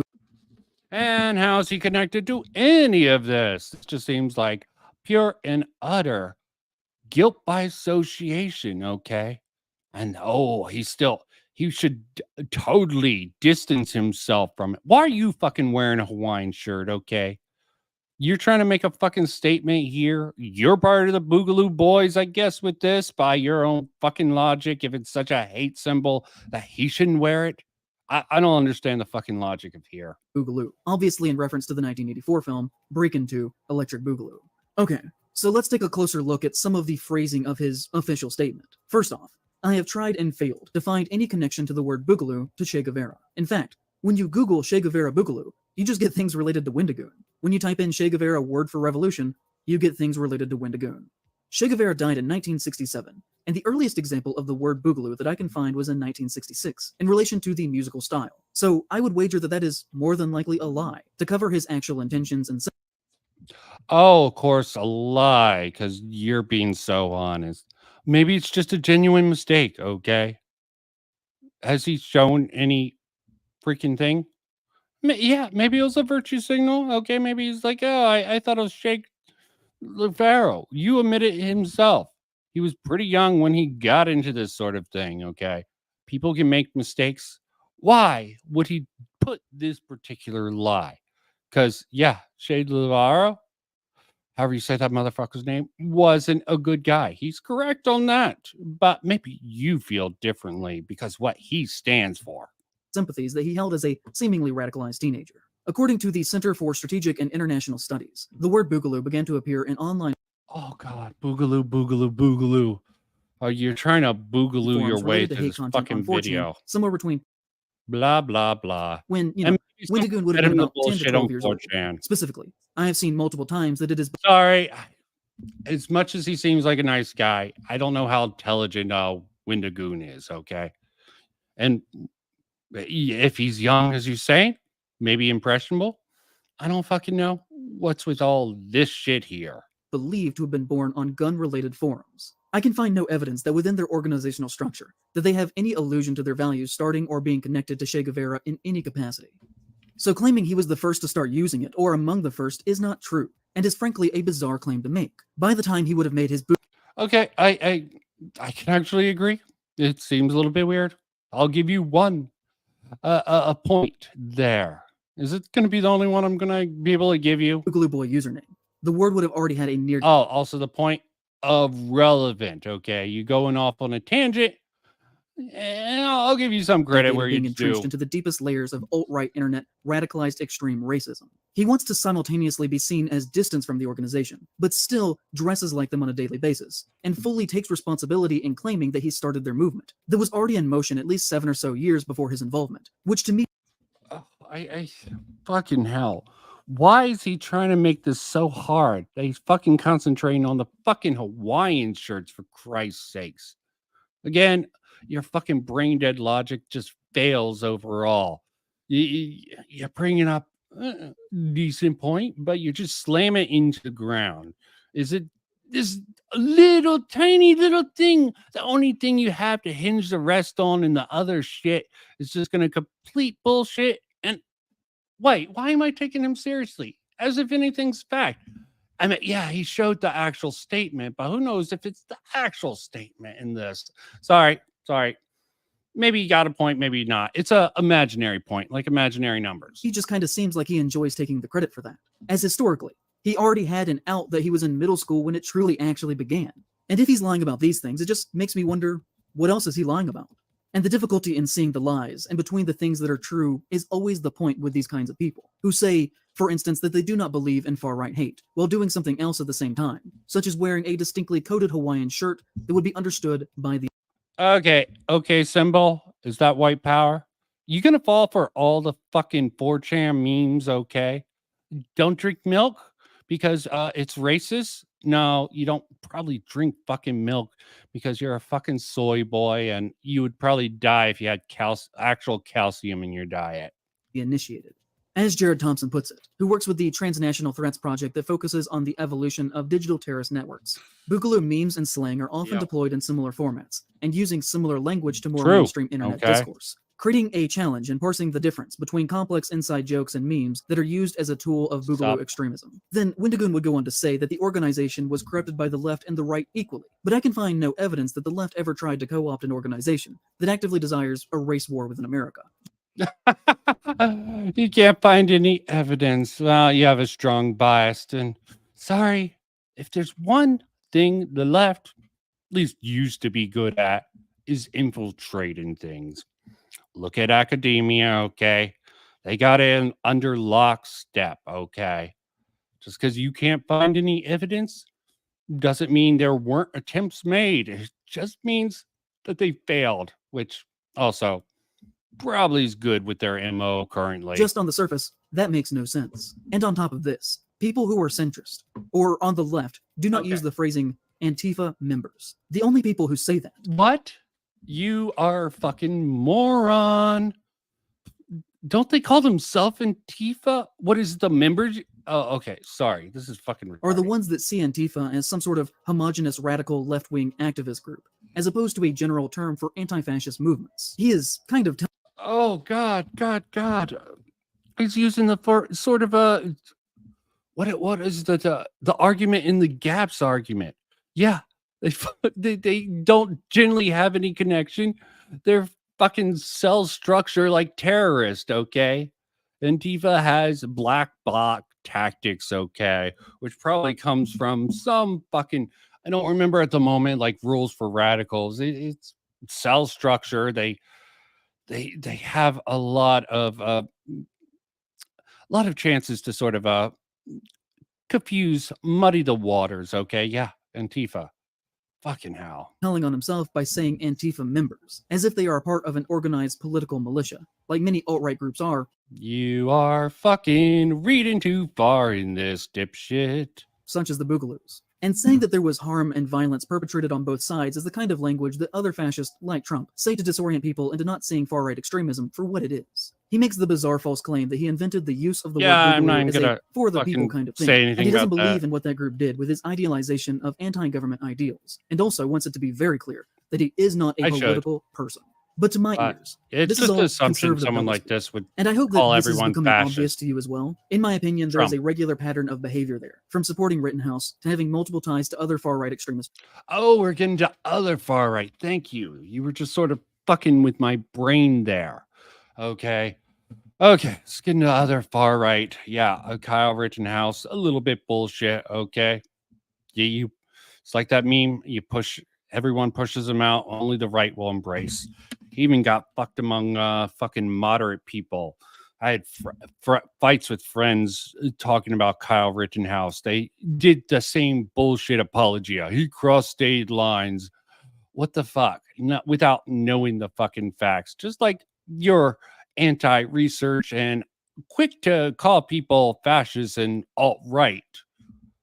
does. Figures. That I think a clear picture is painted that he does not mean this as a communist kind of thing, and seemingly more so means people as a very select group. Wendigoon is very publicly friends with Turkey Tom. They have been seen together on multiple occasions, and I've seen online mentions that Tom was either at his wedding or at the very least was invited. So what?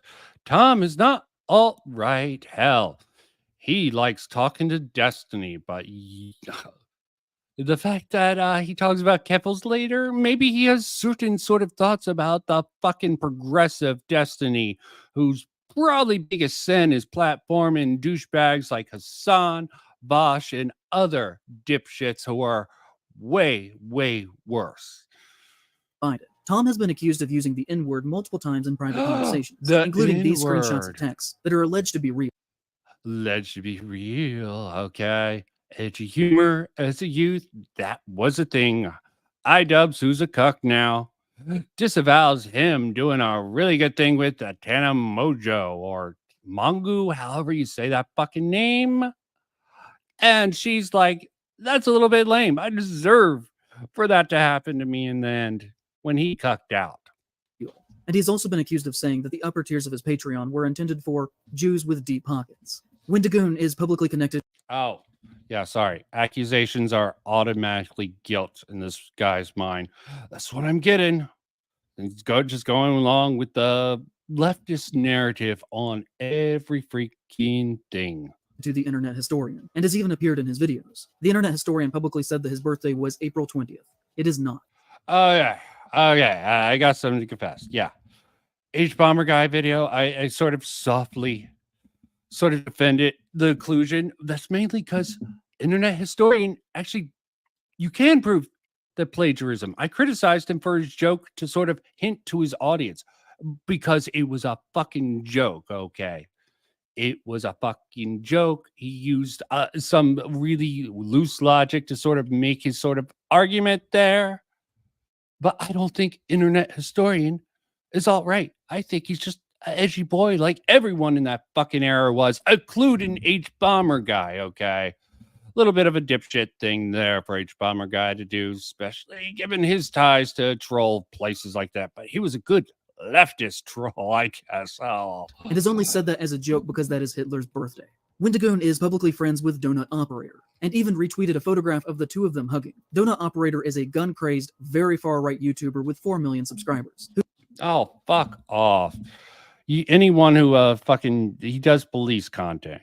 Far right, anyone who fucking supports the police, I guess, is far right to some people. I haven't seen anything extreme.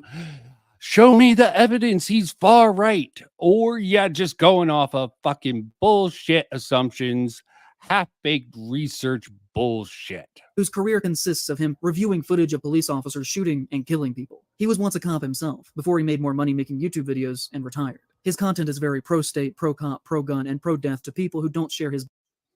Yeah, take with a fucking grain of salt, people. Fucking, he does related content, okay? Sorry, it's not the fictional world of horror, but some people, especially someone who was formerly a cop, might actually take an interest in the sort of shit around cops all around. And yeah, you got some clickbait there. Beliefs propaganda. For example, one of his videos is titled Predator Takes Shotgun to the Face and features a picture of him smiling in the corner of the thumbnail next to an image of a terrified man about to be executed by cops with the text that reads head removal. Hi everyone, Donut here. We got executed by cops. Did he do a crime? Were the cops committed? Okay, yeah, let's just watch. a couple of shootings for you today. The main shooting just warms my heart. And you know, for someone who supposedly is so very anti... Oh, yeah, I'm sure the shooting just warms his heart. Fucking hell. Humor, he's going to take out of context. And I haven't watched that video, but I'm pretty sure he's taking that fucking out of context right there. Behind government. Wendigoon seems very comfortable with a man who makes his living worshipping violence committed by the state. He's a man of no conviction, claiming to be very against the government and for the rights of the people, while at the same time giving a warm embrace to one of the biggest fascist... Yeah. And police protect the people, okay? And they're probably underpaid in reality. Defund the police? No, reform the police was a better message for you fucking leftist people. Because you know what? Think what you want. There's dumb cops there. They should be better trained, better prepared, better paid to get more high quality candidates.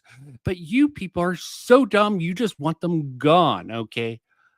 Don't we want the people being paid by the state to actually be qualified and have proper training, but your fucking dumbass just sees them as just a militia force, okay? And it's just so dumb, yeah. Bootlickers I'll on the have to internet. And the only thing agree. that one could reasonably gather from this picture of them hugging is that he too is a fascist bootlicker himself.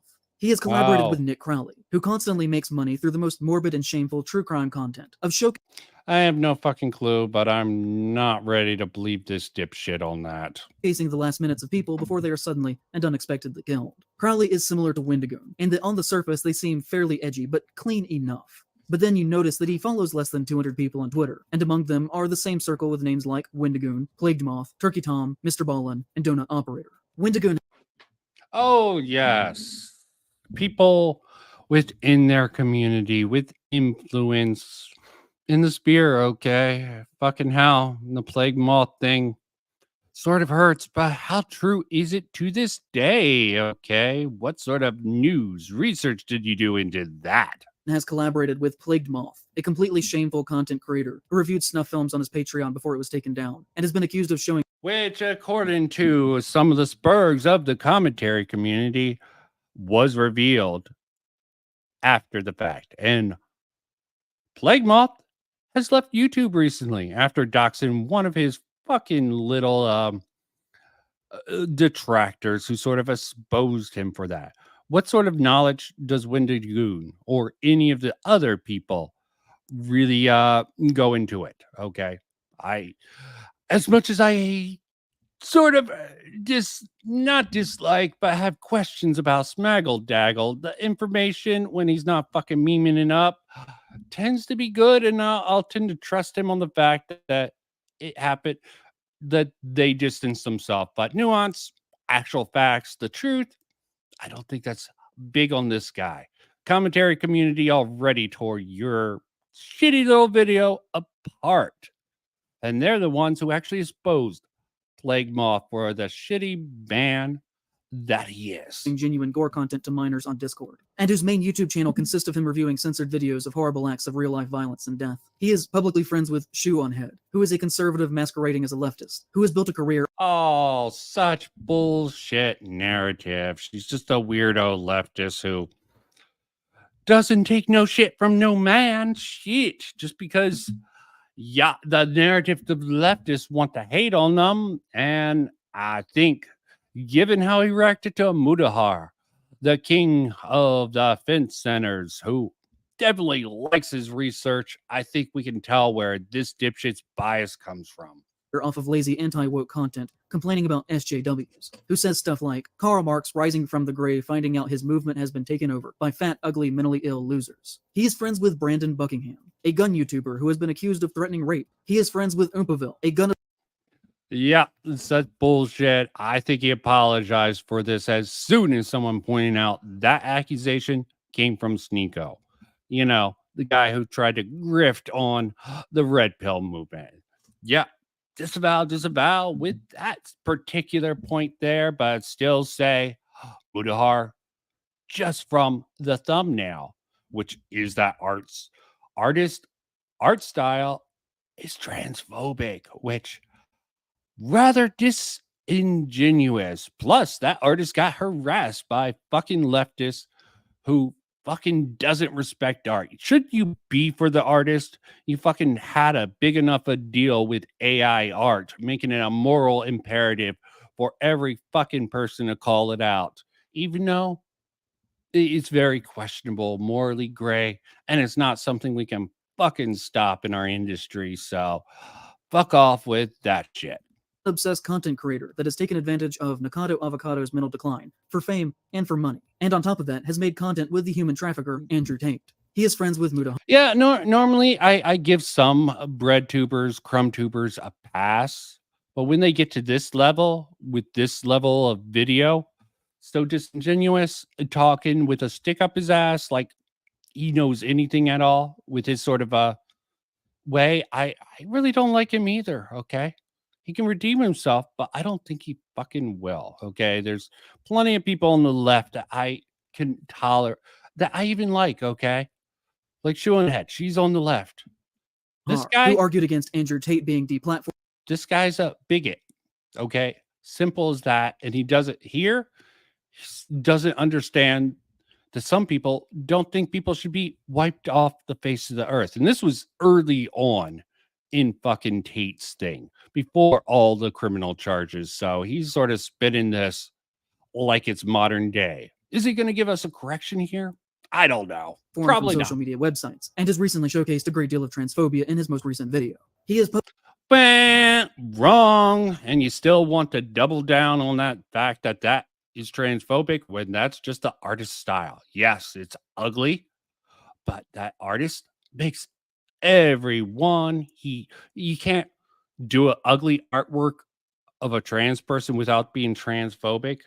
Fucking, they're gonna have to fucking grow up and be like the rest of us. Okay, take the same shit. They are the ones using the shield, and Christianity. You brought that up. Windigo uses Christianity as a shield.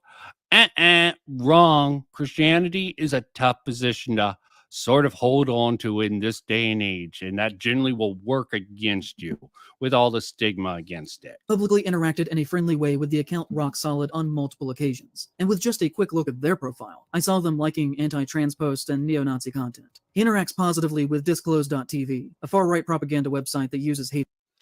Did you show us the transphobic thing so we can judge for ourselves? Because obviously, if that fucking thumbnail is fucking transphobic in your opinion, you're fucking way off the reservations and you don't even care about the nuance of it.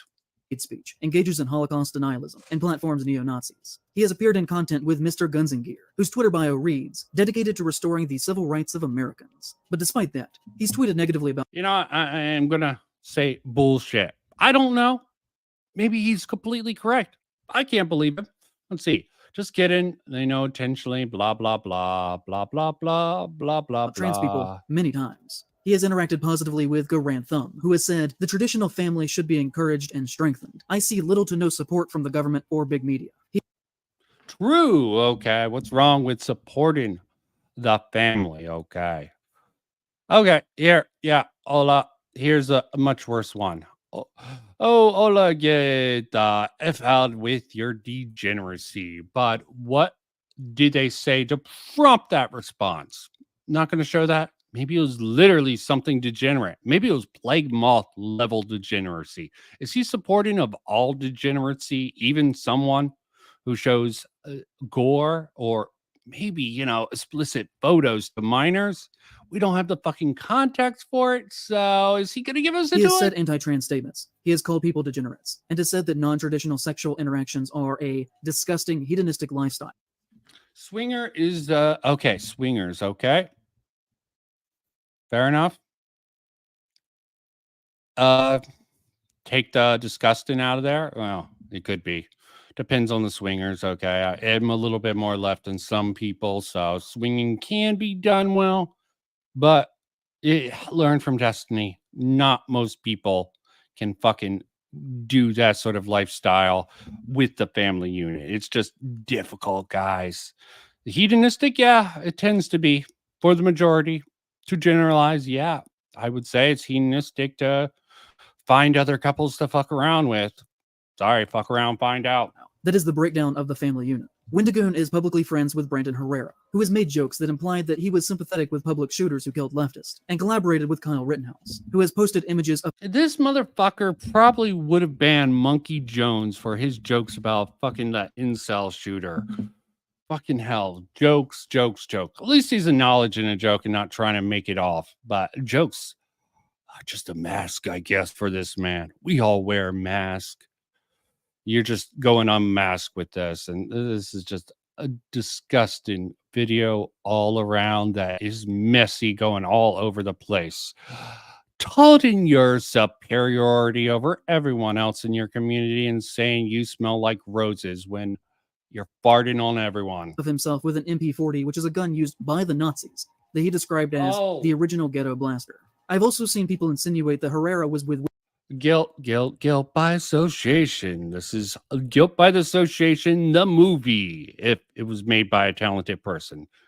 The shitty horror movie put on YouTube because no one would fucking buy it, not even Amazon. Wendigoon in the days of being part of the Boogaloo movement, but I cannot find substantial proof on if this is true or not. But I've seen several comments saying this, so online it is at least culturally believed to be true. He has appeared in gun... Well, you know, it's culturally believed online, according to you in your second section, where you got really irritated at some of the comments Mark After Dark made about you. They were lies and slander. So why not have the same standard that these comments culturally, which again, not necessarily believing in, especially with your fucking your distorted worldview, which is so obvious even from the get-go of this video with anyone with any sense of critical thinking. Related content with Haley Luan, an influencer whose content is based entirely around making the United States military appear fun and bizarrely sexually appealing. Which again, for someone who is supposedly anti-government, he sure does seem to have a lot of wealthy white friends who actively work to uphold the values of the American empire. Or we could...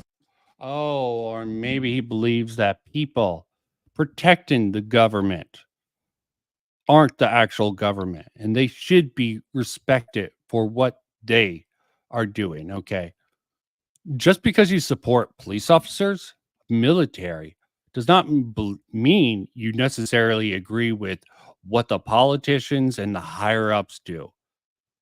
But again, this is just black and white thinking, guilt by association, and no fucking nuance, no good faith, and either his deductions here or about any of the other YouTubers he brings up. Talk about the time that he stole art to use in promotional material for his videos, and then blamed it on his editorial team instead of just taking the responsibility. Then, of course, there is his username. To the Algonquin people, the Wendigo is... He moved on from that real quick. I wonder how sort of search about that would really suss out.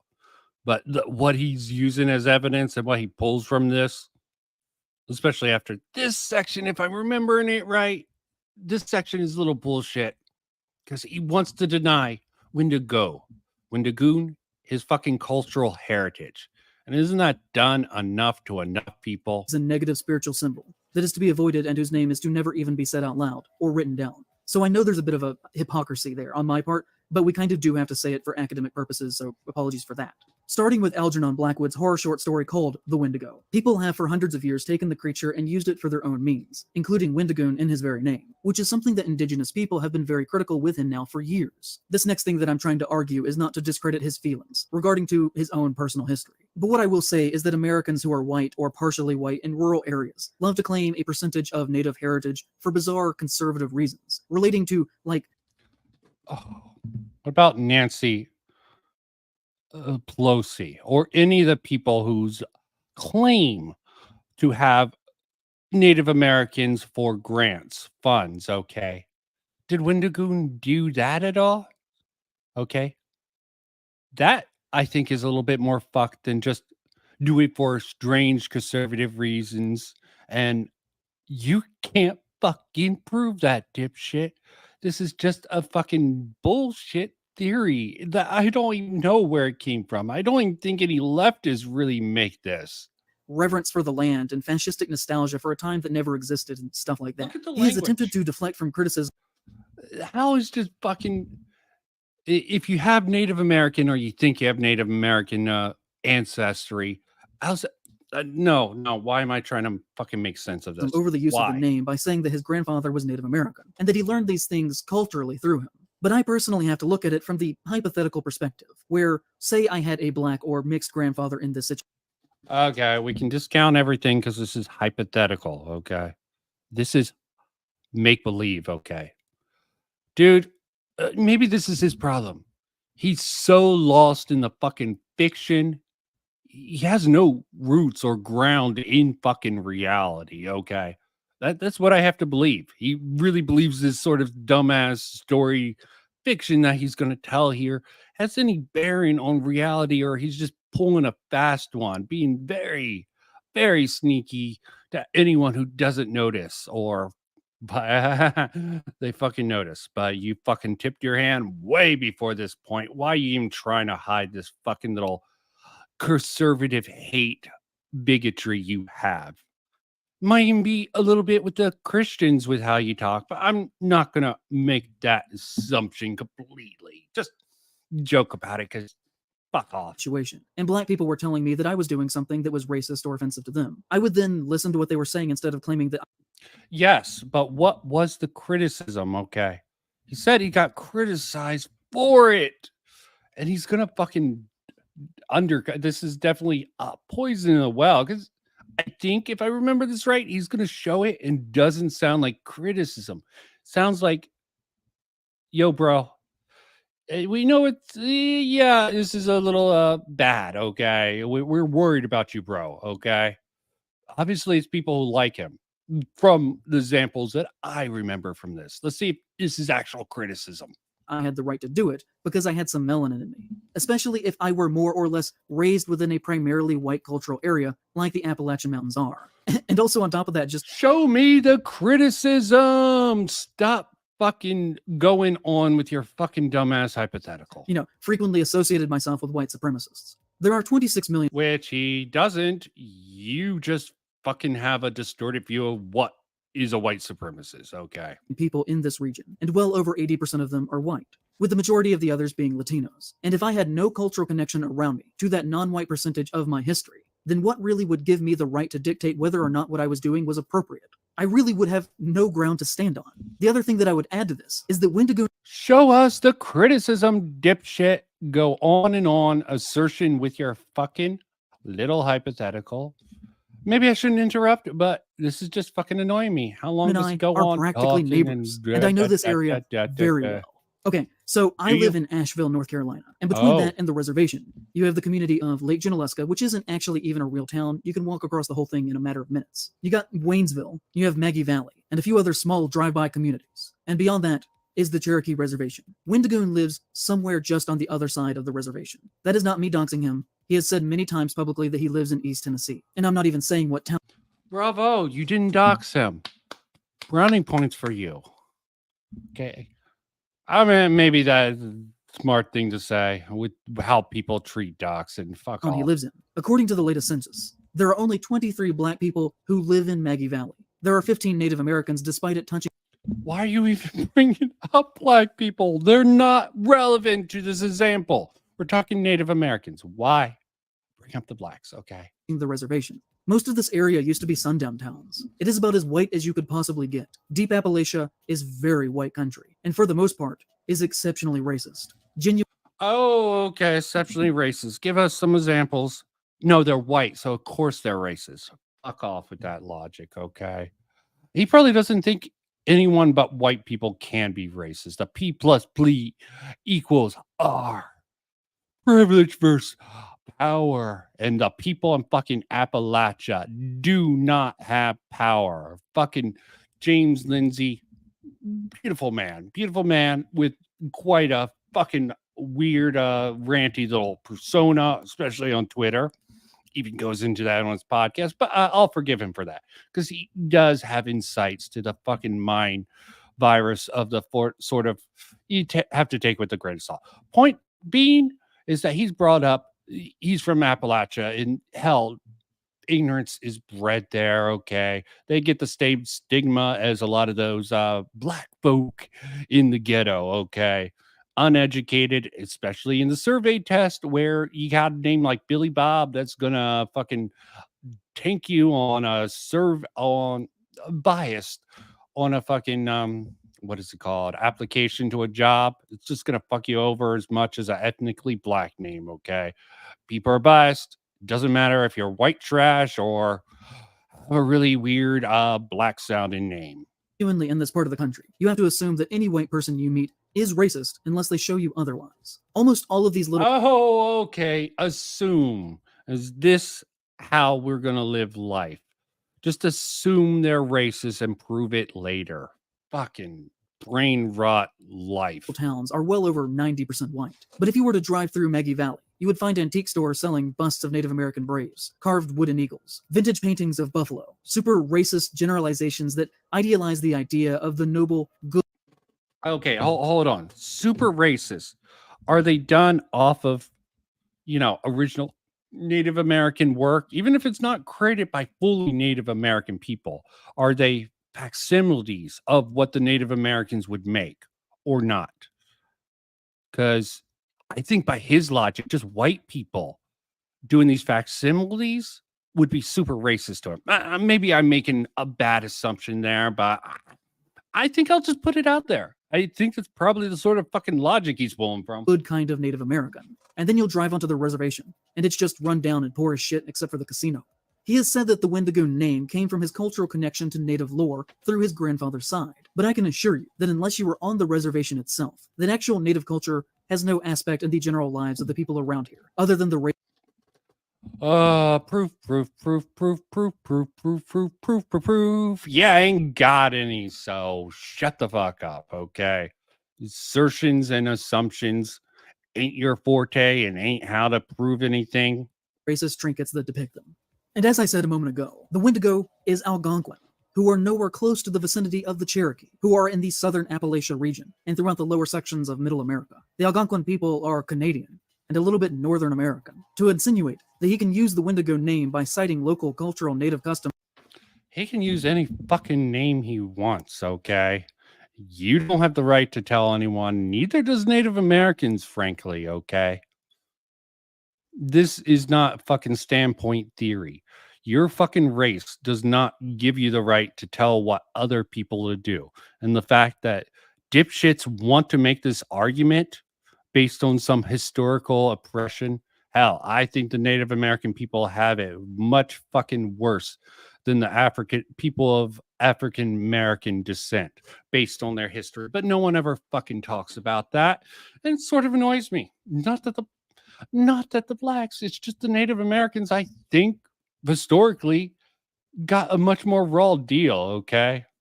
Is completely absurd to a person who lives in the same general vicinity as he does. It is obvious that he just thought Wendigos were cool and has come up with some seemingly strange backstory lie that is easily proven to not be true, unless, Yeah, you're just assuming it's a lie because the name isn't culturally relevant. Didn't he just fucking disprove his own idea when he's saying it's made it into mainstream culture? Hell, it was in Fallout 76, sort of variation off of that recently. Okay. And until Dawn played with that. That was mostly a whole bunch of white people. Oh, he probably would fucking think that's racist just by using that. Cultural appropriation, okay? Such a fucking raw deal. Why can't we respect other people's culture? America is the melting pot. Until we start being able to, if you disrespect it or if you fucking use it in a really weird way, I would definitely criticize and maybe even I could see an argument for it being racist, but this ain't it, Jack, okay? You need to make a case, not just using it is in proof of racism, okay? Yeah. Fucking bullshit. His grandfather is Algonquin and just moved to Tennessee. But if that were the case, I don't know why he wouldn't just come out and say that by now. And the reason why he doesn't is because it isn't true. There's a lot of bizarre religious-like mythologizing around his past that I particularly hate. Like it always being said that his interest in cryptids and horror began with oral folktales in Appalachia that are passed down and told to children. I assure you, as someone who lives near him and has for most of my life, this is total bullshit. And is some weird false... Total bullshit? Do you have Native American ancestry? Any family ties? Do you know what he does in his community? I don't think you fucking do. Your poor research just online proves that you don't know Jack, okay? You clearly don't know much about Christians, okay? You just have obviously a weird sort of perception of it, which I don't blame you. A lot of fucking brain dead leftists automatically assumes all of them when they don't realize, social justice has infiltrated a lot of churches. A lot of churches are what people would call woke. Surprise, surprise. But you dipshits probably don't, a lot of you dipshits probably don't realize it, okay? Read an interesting book by a black pastor who now living in Africa talking about the infiltration of social justice into the Southern Baptists, blah, blah, blah. But fucking just go off of blind assumptions. You're doing such a good job of it. I hope it doesn't bite you in the face like having to cut out this whole section. Cultural imaginative idealization of the American South that is not actually true to the real Appalachia. We aren't sitting around at night talking about the goddamn Mothman and shit. I even came from a poor family and he didn't. When I was a kid, I have seen people riding into towns on horseback. Oh, okay. That's it. Again, he keeps reiterating in this section. Jealousy, okay? Jealousy is gone through it. But did you have any cultural connections? That's what I want to know. I think maybe this is jealousy on multiple fronts. Okay? It's like this guy, he's too rich to be related to any Native Americans. It doesn't make sense with his backstory. Casinos, motherfucker. Probably not the best way to help out the community. It gives some issues from what I know. I'm not going to go too deep into it, but yeah, I have a friend who also has some Native American ancestry, and they tend to, do a little dirty business to make some money, and hell, judge him for that, but fuck off otherwise. He admits to being raised by millionaires who got their money from crime. He just likes spooky stories, which is fine. So do I, obviously. But to come up with some weird folksy reason as to why he became a folklore YouTuber that somehow culminated with the destiny of local oral tradition is the kind of language that is used by members of a cult of personality. They might as well claim that he was born on a fucking mountaintop. Nobody talks about it. But don't you think it is extremely weird and off-putting that all of his fans call him Dad? Isn't that really strange? Okay. If they actually do that, that's a little bit weird. Okay. You get another half point. You got one whole point for this whole video. Okay. I don't know the reasons they call him. I don't even know if that's true. Okay. What follows is an exchange between two anonymous indigenous people about how they feel about him and his behaviors. I've been watching a YouTuber named Windigoon for a long time, and I noticed that his username always made me feel weird. He often uses Windigo imagery in his merch and made it a part of his brand. He says that his grandfather is Cherokee and taught him the legend, and I'm not going to make assumptions on if he is lying or not. But I feel Thank you. Don't make assumptions. Really weird still. Assumptions. It feels really disrespectful to me to use that name. I'm not sure if I'm being a baby about it or if there's something wrong. Okay. Automatically believe the comment. Okay. What about the didn't you have a whole section in section 2 where people had comments that you thought totally misunderstood you? But this is totally a Native American. You know that. You tracked him down and be like, you got his IP, you searched him down. You're like, confirmed, yeah, Native American. Tell me more about how he's disrespecting your cultural ancestry and how that makes you feel. Facts don't care about fucking feelings. And yeah, the daddy point, the boogaloo point, I'll give you half for each one of that. With all the fucking deductions, you're still fucking in the hole with this. He has also said some shit about cultural appropriation that put up some serious red flags for me. The Windigo comes from the Algonquin people. I don't think Cherokees come from that group. Plus, he's presenting the white people concept of a Windigo. You can call him out, but he has 3.5 million subs. His community will probably hunt you down before you ever get him to shut down. What follows is... What? Okay. What? You're assuming that his community's going to do this? I thought he doesn't like making assumptions. Is this person even real, or are they backwards as thinking as you are personally? Okay, and how many comments from actual other people talking about this are there? Okay, you take one comment that's called cherry picking. Let's see a little bit more. You want to make something based on comments. You're gonna need a lot more for me to even fucking give a damn. And miss the pause. Is the comment that they were referring to about cultural appropriation, where a native person called out Wendigoon for his use of their spiritual symbol, to which he said to them, I'm actually going to make a video on this in order to make a direct response, but for now, cultural appropriation is a good way to alienate one group of people from the other.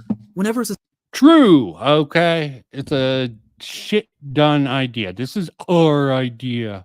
Us, an American, stay on your side of the track. Okay.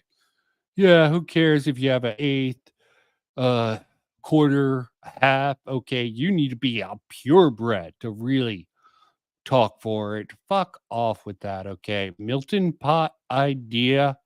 Embrace it, motherfuckers. Integration, not division. What the fuck is wrong? They just want reasons to bitch about this, okay? Again, I'll say there are definitely some criticisms you can make of how someone does it. I can sort of understand why people would take issues with taking this sort of do a play on words and have this as your moniker. But I just seems like it's more just worried about using a cursed name from what he set up earlier. Society makes advancements in art and literature, and then another society gatekeeps others from interacting with it. It makes the creator seem inhuman and odd. Oh, fucking Shadows, king of the gatekeeper, made some bullshit arguments about how queers created the space, which is based on fucking very little. And you don't have the right, you don't have the clout, and you can't stop anyone from doing horror content. Don't think you can. The easiest way to create prejudice is to convince others that a group of people should not be interacted with. I have spoken to several natives who love the concept, yet only those who have no value in its existence say I shouldn't talk about it, inciting an indoctrinated superiority. Furthermore, when we stop talking about cultures, they die.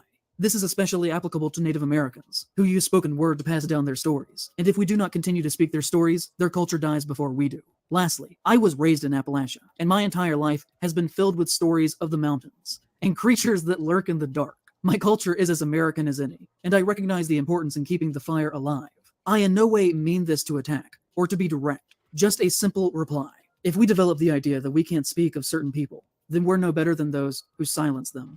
He's basically using the I have a few... Amen, brother, and fuck off with this. This is not... I have a few black friends. Be like, I have a grandfather who's black. I possibly interact with Native Americans and all this shit. Okay, fuck off with this. You ain't got anything to back it up, man. You black friend's excuse to tell indigenous people to fuck off and to not bother him so that he can continue. Oh, yeah.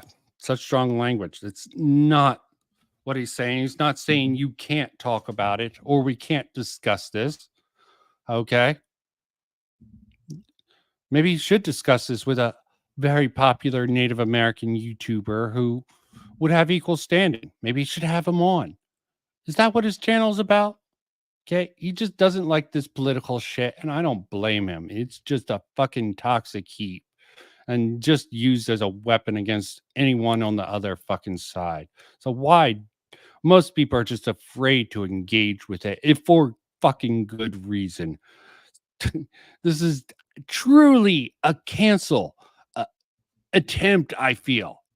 Hell, legitimately, it would be hard to prove otherwise. And I'm rather centrist. It might be a little bit more radical side, defend some people, other things, but the good thing about being the fencing and centrist is when you fucking take a stand and say, yeah, this feels, smells, everything about this screams cancel attempt. I'm not fucking around with that, okay? Without criticism to me. And just to be clear, I'm not a fan of Wendigoon. Am I even saying his name right? I don't fucking know.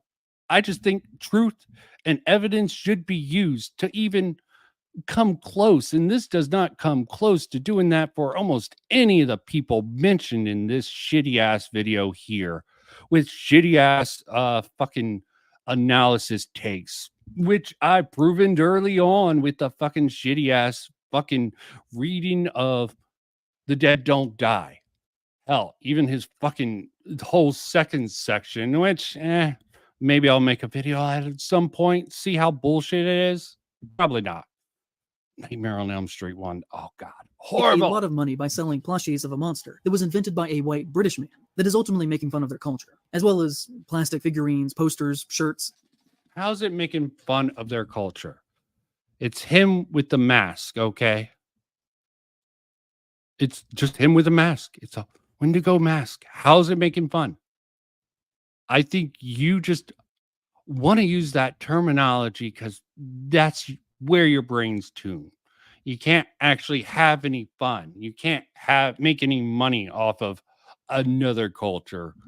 Hell, maybe there's some criticism in there, but it's mild at best and fucking insane at worst. Your level's insane here. And other merchandise that depicts Wendigos. I don't know if he fully realizes the irony of being a rich and famous person taking a symbolic figure from a smaller native group of people that he is not connected to in any way, that is at least in part to them original. No connection in any way. He spends his whole fucking head canon and make this whole argument for why he doubts Windigoon is fucking not related to it. Argument. There was no facts involved. Okay? You can't make an argument.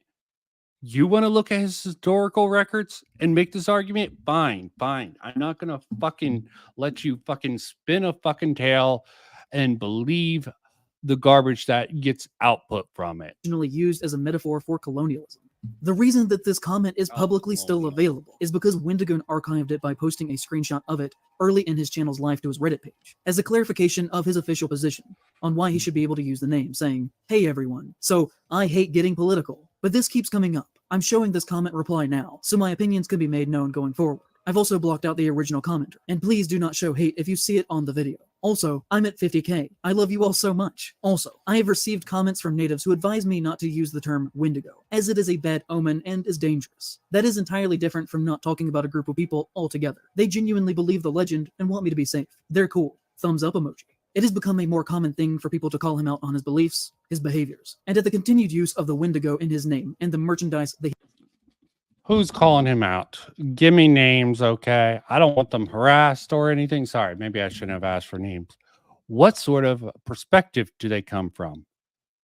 Who? Okay. Who of any legitimacy? Okay. Yeah, I would like to see someone with a fucking brain cell in their head come at him like that and maybe discuss it. But he's got his opinions. You got yours. Opinions are like assholes. You're one. he makes a lot of money off of. It became so much of a conversation that he even put out a statement trying to shut this down, saying some rude and slanderous things. Okay, real side tangent. If you use some other imagery or something else out there, oh, look, good old dot slime. I think you should probably believe in more things than that. It's rude, and he's gonna read it. Fucking said about my character, and I just want to clarify that I am not right-wing or bigoted or anything besides thankful for my opportunity to make goofy YouTube. The only thing I believe in is loving God and my wife. Donut operator. You know, the ex-cop who makes death content. The Windigoon shared a picture of the two of them hugging not long after. Okay, show us some of his death content, okay? You keep on fucking making this claim. Is it just your fucking leftist bias that's making it death content? You use a fucking thumbnail and a little, obviously, satirical joke to sort of take away from that shit. What does he show? How does he frame it? I don't know. I don't watch him. But I am fucking pressing X to doubt anything coming from your ass here. This can be found in the comments of this post asking if Windigoon wants him to start killing people who said that he was right-wing. I think... Oh, God. He's not necessarily even saying that, okay? Fucking hell, meme culture, okay? What is he responding to directly? Fucking hell, we won't lie, find out my two fave YouTubers know each other is the best part. And it looks like it's a horrible fucking dazed and confused. You know. I keep getting older, and they stay the same age. Obviously, there's a sense of irony within just the context provided here, okay? You want me to take this as a serious argument? Yeah. Asking if Windigoon wants him to start killing people who said that he was right-wing. I think that this is an all-time bad public statement that says absolutely nothing substantial. And that's the point. I quote tweeted this and said, not that I have a stake in... I think this whole video fucking countermines its own point. It's a negative point. It's a detriment point. Okay. Is it better to have a meaningless statement or have some sort of fucking thing you worked on probably for way too long trying to get it to work in your opinion and it to fail spectacularly? Is it better to have a meaningless, just in theory, meaningless sort of non-statement opposed to a fucking negative statement like this? I don't think so. Fuck. In this whatsoever. But this is such a non-statement that doesn't even address any of the issues that folks are criticizing him for. Someone using their religion as a shield in the same breath as claiming that they believe in nothing politically is a red flag. Oh, I'm just a goofy, wholesome boy. Please don't ask me why I follow less than 500 people and one of them was Kyle Rittenhouse. Don't ask me about all the guns that I post pictures of. I promise I have no strong beliefs. Apolitical, really. Why are you slandering me? Yeah. Irony, irony, irony. And maybe this is why Mark After Dark took the stance he did, because you wanted to be a dick about this and follow through. You only have yourself to blame for your own fucking grave that you're digging for yourself. Yeah, take some time off. Take that Mama Max time, you know. He also invented stories about people trying to get people to, not do great things. I'm not going to say what in general. You can look into that matter for yourself. Really only care about this because if you have that large of a platform and make your money from being a public persona, then you are no longer fully a private person, and your political beliefs do in fact matter and are a fair topic of debate. You can't get mad if people call you unquestionable things that are said or done if you are making— Oh, I am glad he brings this up. This brain dead stance that he took in this video, even before this Windigo thing, that anyone with conservative values at all are harmful. Just conservative, okay? Because they're fascists. Your centrists enable this fascism. Hell, I'm sure even some, a lot of centrists are technically liberals. I guess I would fucking fall under that shit. I tend to be more liberal-minded than conservative. Push what I can. Hell, I'm fine with they, them pronouns. Fends off the fucking neo-pronoun bullshit that, you know what? I'm not going to get into that, but fuck off in general. An assumption, I think I said that already. Money off of them. And what resulted from some good faith criticism of his use of language was days upon days of people calling me a faggot. Amongst Good. You deserve it. Okay. Take a little bit of it. Okay. Stop being affected by people. When you're in your position, you have power. You deserve to be criticized. Oh, using the faggot isn't criticism. I mean, called retard and all sorts of dumbass shit. You don't take those people seriously. Okay. Engage with people instead of the fucking comments. Okay. And definitely, but when it starts getting bad, yeah, I can see. I'm sorry to say, no matter how much I think this dipshit probably deserves a grave, I do not want him harassed. Okay. I want him to be mocked and sort of ridiculed to the extent, but I don't want people to try to dox, harass. He would consider fucking calling him faggot or retard of fucking harassment, but it takes more than that. Okay. It takes constant, it's a lot more concentrative effort. And much as I agree that some of this shit on the right gets bad, the left is just as bad.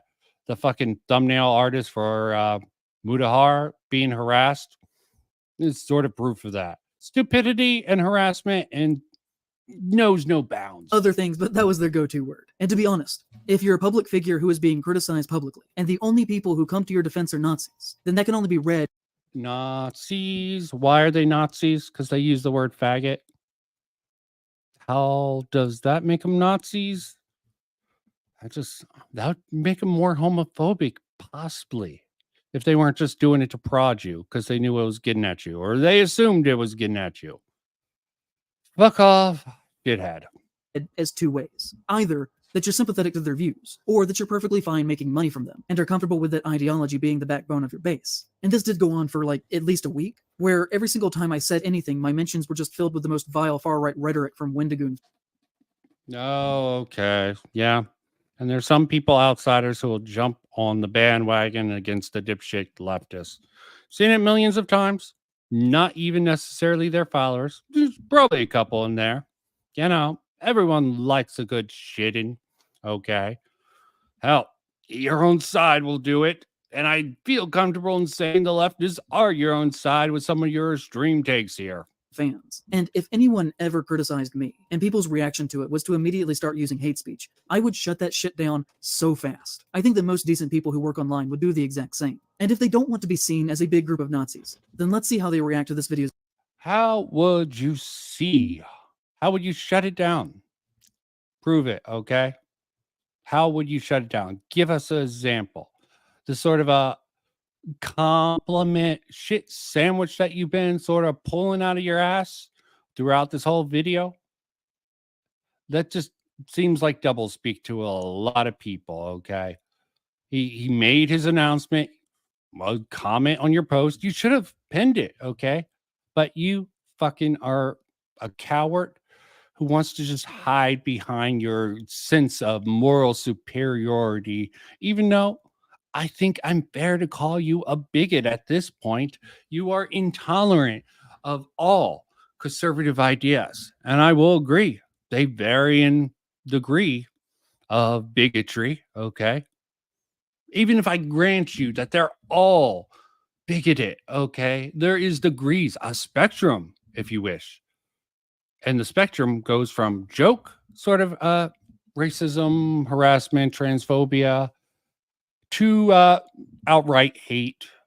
You guys, for the most part, I don't like to generalize, you perceive just criticism, actually doing research into some of, trans stuff as transphobic, which I think he would agree with. His existence, because I am certain they will be very level-headed about all of this. Right in the midst of this going on, a very funny thing happened, and that Wendigoon followed me on Twitter. I was not following him at the time. He never publicly told people to stop calling me a friend. He never once reached out to me privately, but he did follow me, which means in my eyes that he 100% knew what was happening because I did. Okay. Point brought back from before. We don't know if this guy contacted Windigo. I'm assuming not, okay, to let him know about this. I'm sure he would have made a statement if he was aware. But for Christ's sakes, from the example from before, Cody, you didn't contact him. You didn't even talk to him when you were at the same con, but obviously you paid attention and you collected the stuff for your little fucking starting salvo in this. Criticizing him for simply being centrist in perspective. So I can't take it that, yeah, silence is violence. Why didn't you fucking speak up? Show us some proof that you contacted, made him aware. You assume he knows about this. Like, you can see, do you have that small of a following? You notice everything your followers are doing? How do you fucking police your audience and make sure they don't do that particular shit? I don't even see how you could fucking do that. I see no examples of you fucking doing it except for fucking inflating this video with the don't harass, blah, blah, blah. Tweet about it several times, and then followed me to let me know that he knew, and that he was watching, and that he intended to do nothing to stop it. Why else would he follow me in that exact moment? He has never interacted. I don't know. Why not ask him? Why not ask him, talk to him like he's a person instead of make these grand sweeping assumptions out there? Maybe he doesn't respond to you. Use that as evidence. If he followed you, maybe it was a way to, so you could message him. With the way Twitter goes with big creators, sometimes just you follow someone so they can DM you. But did you ever think about that? There's all sorts of possibilities. I don't know what it is, and I don't think you have the right to ask him that at this point, or he has the obligation to provide that answer to you. If he does, that'd be nice, but fuck off till then. With a single one of my posts. Not one like, not one comment. We are not friends. But he does follow me. He follows next to nobody on Twitter. What other motivation could he have had there to follow me in that specific moment, other than to be a method of quiet and deniable intimidation? What other way? That is the most bad faith interpretation. I think my interpretation, to give you a chance to DM him if you had an issue you wanted to hash out privately and not in the public. Okay. But no, this thought, this theory, completely out of it. That would be the good way. Faith. No, it's intimidation. Let's see what else is intimidation in his mind. Could that have been read from my perspective? If you think it was entirely coincidental, which he may argue it was, then I've got a sack of magic beans I'd like to sell to you. That was the moment that pushed me over the edge to make this video. There are other very public instances from him of transphobia and... Apollo set him over the edge. Ooh, what a fucking pussy. What a fucking little delusional conspiracy brain freak this guy is. I can't even express. I'd be like, oh, big creator followed me. Cool. Okay. But you have such a bad impression of him. Your hatred, just your bigotry for people of different viewpoints just blew your mind. You could only jump to the worst conclusion. And homophobia. Like when he allegedly said, calling Chris Chan, a man who mutilated his body with a box cutter because 4chan said he was a girl, holds a deep hatred for men and most women, decided to be a girl so that he could hook up with lesbians, and now abused his mom. She is disrespectful to and delegitimizes trans people. Like, true, okay? You do not want to embrace someone with the history of Chris Chan, okay? They will make your movement look like a joke. Are they becoming trans for a right reason? Oh, wait. Everyone who becomes trans is doing it for the right reasons. I forget. That's the logic. Gotta love it, okay? He, a very publicly straight, married Christian cis man, somehow is the authority on what legitimizes a trans person's identity. He has tried to cover this up and has denied that it happened. But I think there's enough evidence to say that it... Okay, where's him denying, covering up? Proof. You ain't got any here. One user said at one point, he's been constantly misgendering her on Twitter despite being corrected numerous times. To which Wendigoon said, show me one time I misgendered her on Twitter. Actually, please don't watch my content if you're going through my replies and monitoring followers, who may just be unaware of Chris Chan's entire lore. Perhaps people just not knowing something doesn't mean that they're a transphobe. But if we go back and look at... Yep. Okay. Completely cut the context. No excuses. Someone says they're trans. Does the steps. Do we even know if Chris Chan's doing any of the steps to legitimately join the club? Wait, they don't care. You just self-ID bullshit. Old screenshots from this time. You can see that this account is quote tweeting Wendigoon's transphobic tweet. Okay, I'm not seeing a tweet quote tweeting. Do I care? Why do you assume Windigoon would have actually seen this thing when he's probably quote tweeted a fuck a lot? Okay, people making broad scale assumptions hurts my head. But if you go to that account today, that post is now quote tweeting a deleted tweet, which to me shows that more than likely Windigoon went mask off with his transphobia and then deleted. This fucking theory here. Maybe he just thought it was a bad look. Okay. What's with this? Oh, sorry. This is getting part of the stream. 2.5 hours. Yeah. Afterwards, Brain's when starting you to realize melt down. that people would be mad about it, but there's a very small Figured chance that this is not true because I did not take the original screenshot. So make of that what you. Oh, okay. Small chance. Well, we could talk about the time that Nick Spears did a video about the disturbing movie Iceberg, who is a great horror trans creator, and I really hope that she's not mad at me for mentioning her here, because I think she's very cool and you should definitely go read her books. But Windigoon famously did a very popular video on that particular iceberg challenge as well. And in the comments of her video, he said, "We will be watching your career with great interest," which is just kind of gross, because in a way it is similar to him following.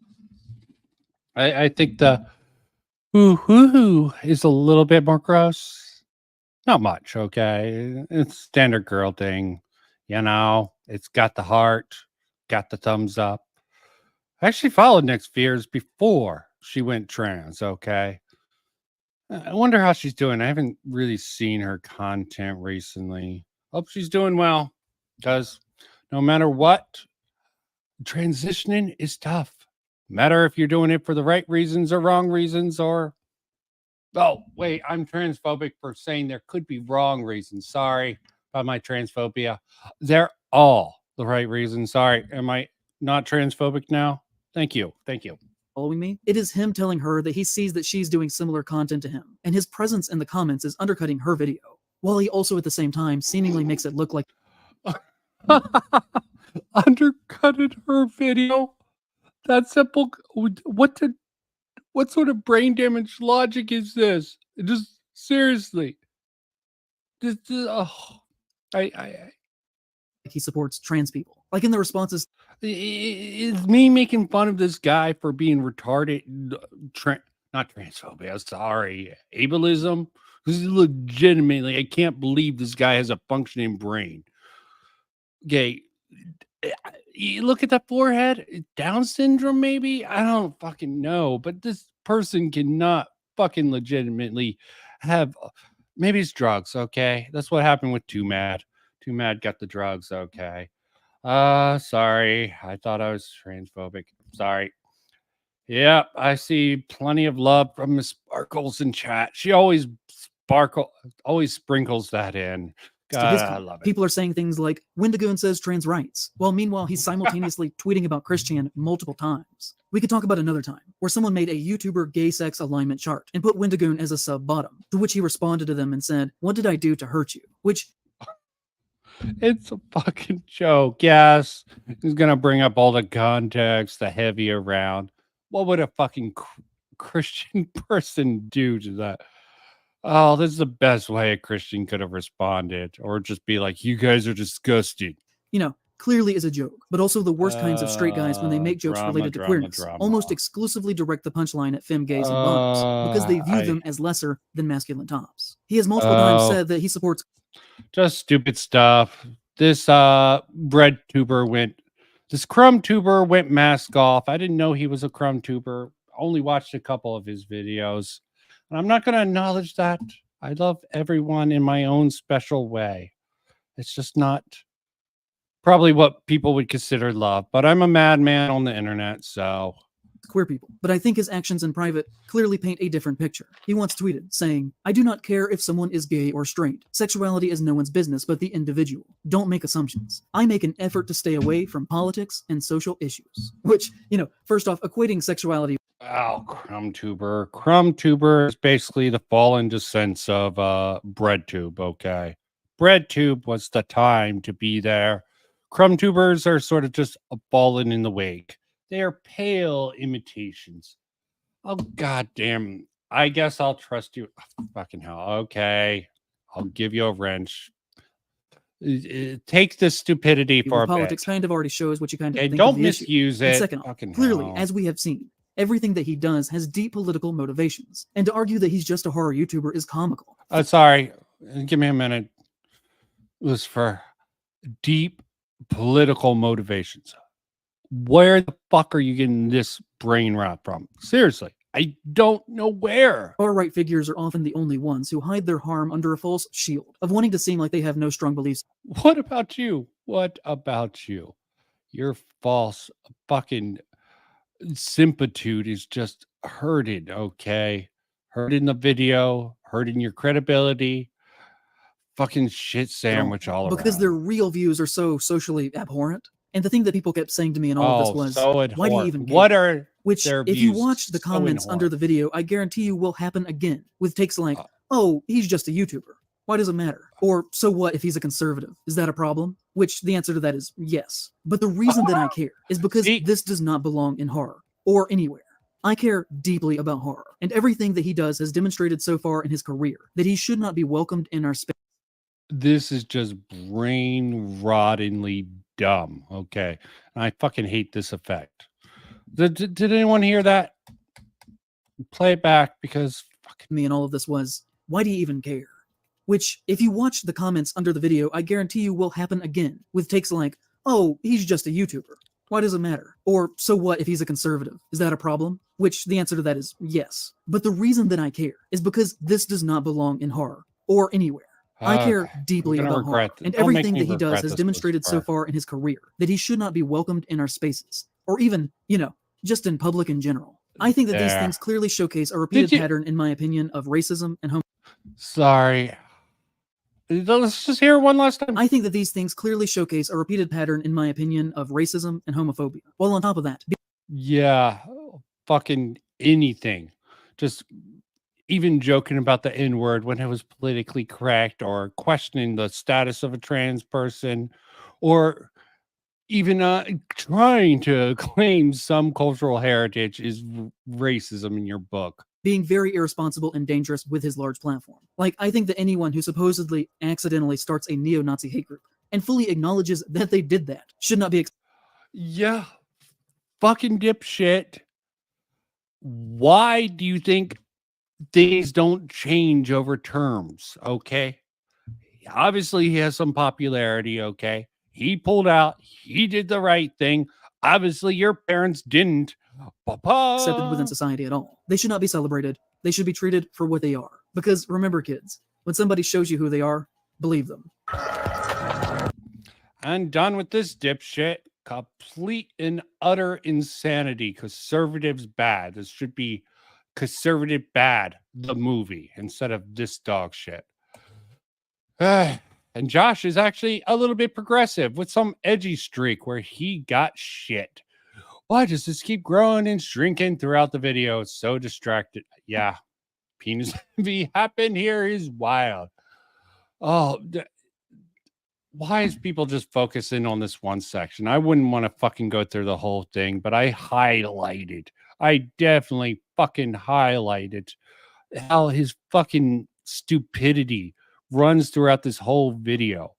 And it's fucking AI takes. I mean, AI is a fucking very contentious issue overall. Yeah, try Lucifer with your fucking mod status. Chat. Make sure you got the blue wrench of perpetuity. Try not to use it. I can't believe this Sitch and Adam show gave you one, so I guess you can be somewhat trusted. Okay. But yeah, this is just retardation on leftism. This is your brain on leftism.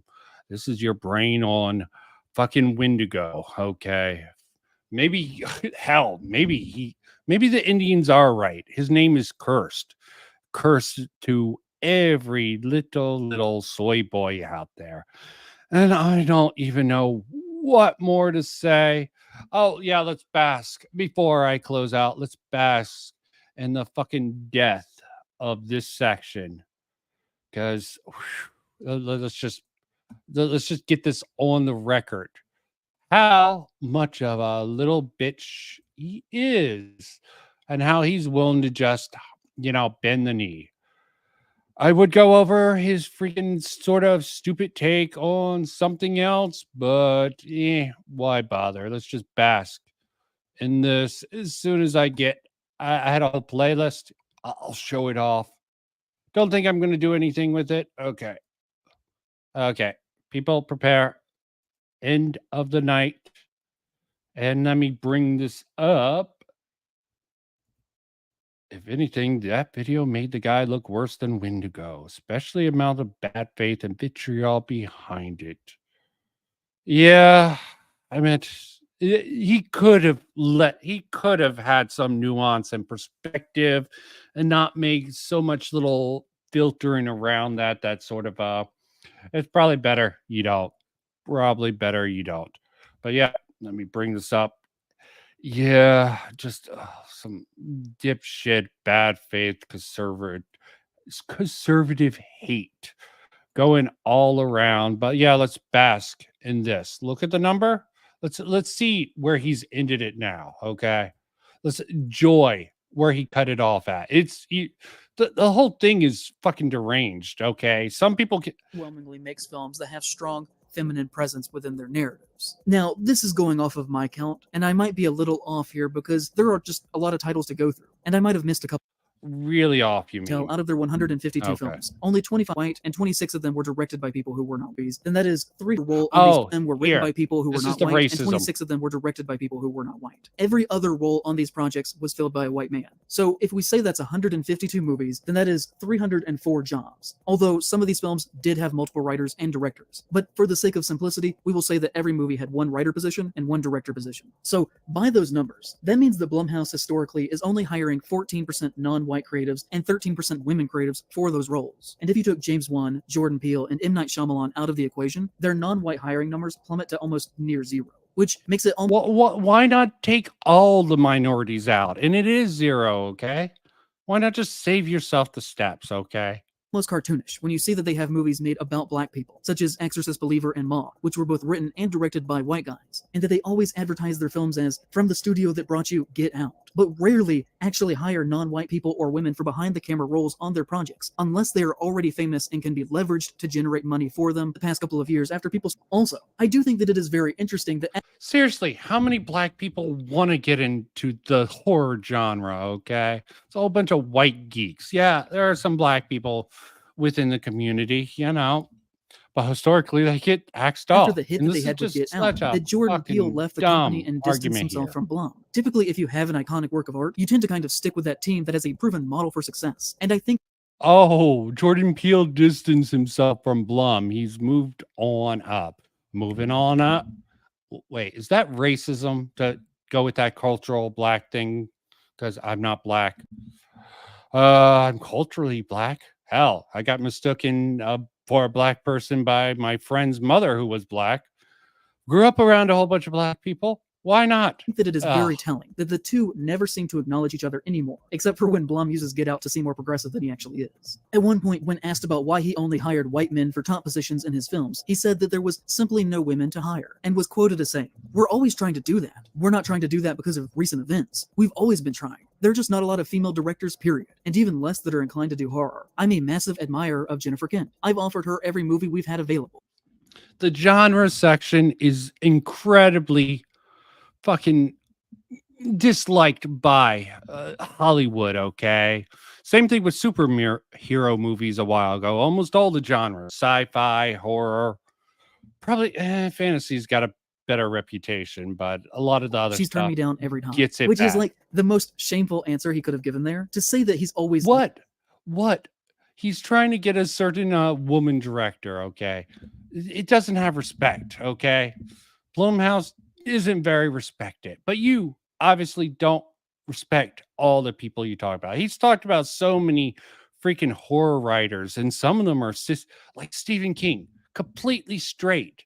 And he's talking about how it's, well, I guess it's progressive enough. He's accepted. He will let the white king of horror novels within his little progressive leftist community, even though of course, he also has trunk derangement system. Looking to hire these people, but that they simply just don't exist is so fucking silly. If Blumhouse tweeted that they were looking for young women to make films for them, they would have hundreds or thousands of people.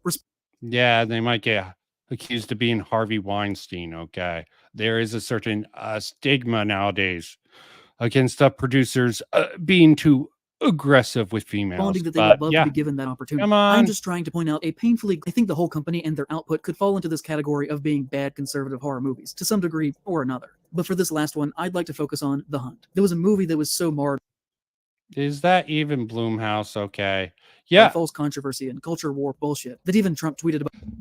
Yeah.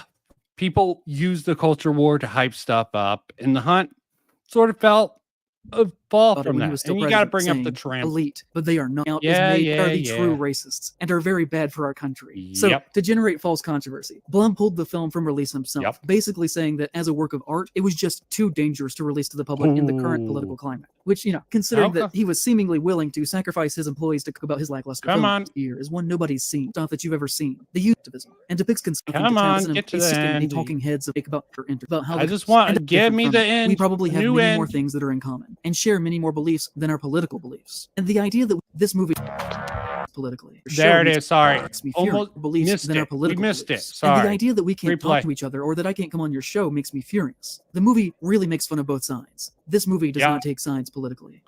Oh yeah, that's the new end, boys. Okay, filled with mostly the same garbage.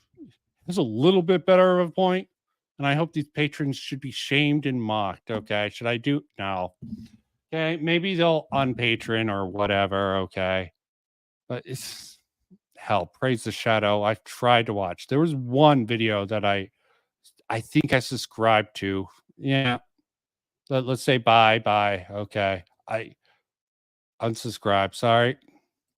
Bye. No offense. Okay. Didn't really like. There's one video that got me into it. Okay. You want to know the one video that got me into subscribe to him? Wasn't that one? Wasn't any of this shit. I think I might have watched this one. Here we go. Homunculus.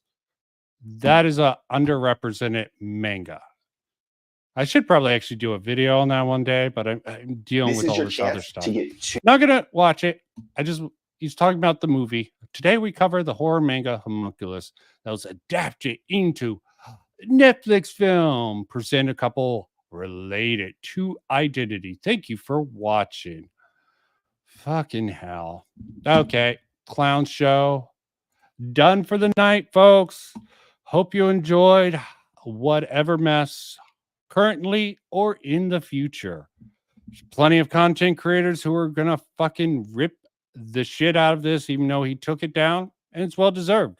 He deserves criticism for this goddamn dumbass take here. Okay, and sorry I ignored this. I went ahead. Let me just finish out. Lucifer still didn't get to see his little mod status. Okay, don't know how the hell that happened. Victory, I agree. And was calling Doberman. Oh, jeez. What? Okay, I'm gonna have to talk to some of these freaking people that I know in real life. Okay, I hope everyone enjoyed, or at least I made this a little bit more enjoyable to some people, because the shit just brain rot, and don't fall into the trap. Okay, it's fine to criticize people from the other side, but don't take the view that they are fucking destroying the world. Maybe some of them are trying, but for leftists, they generally are failures at that. Rightoids tend to get caught because they're a little bit more out in the open. Probably actually the centrist you guys need to be more worried about, but shh, don't tell anyone that. Until next time, peace out. Bye-bye.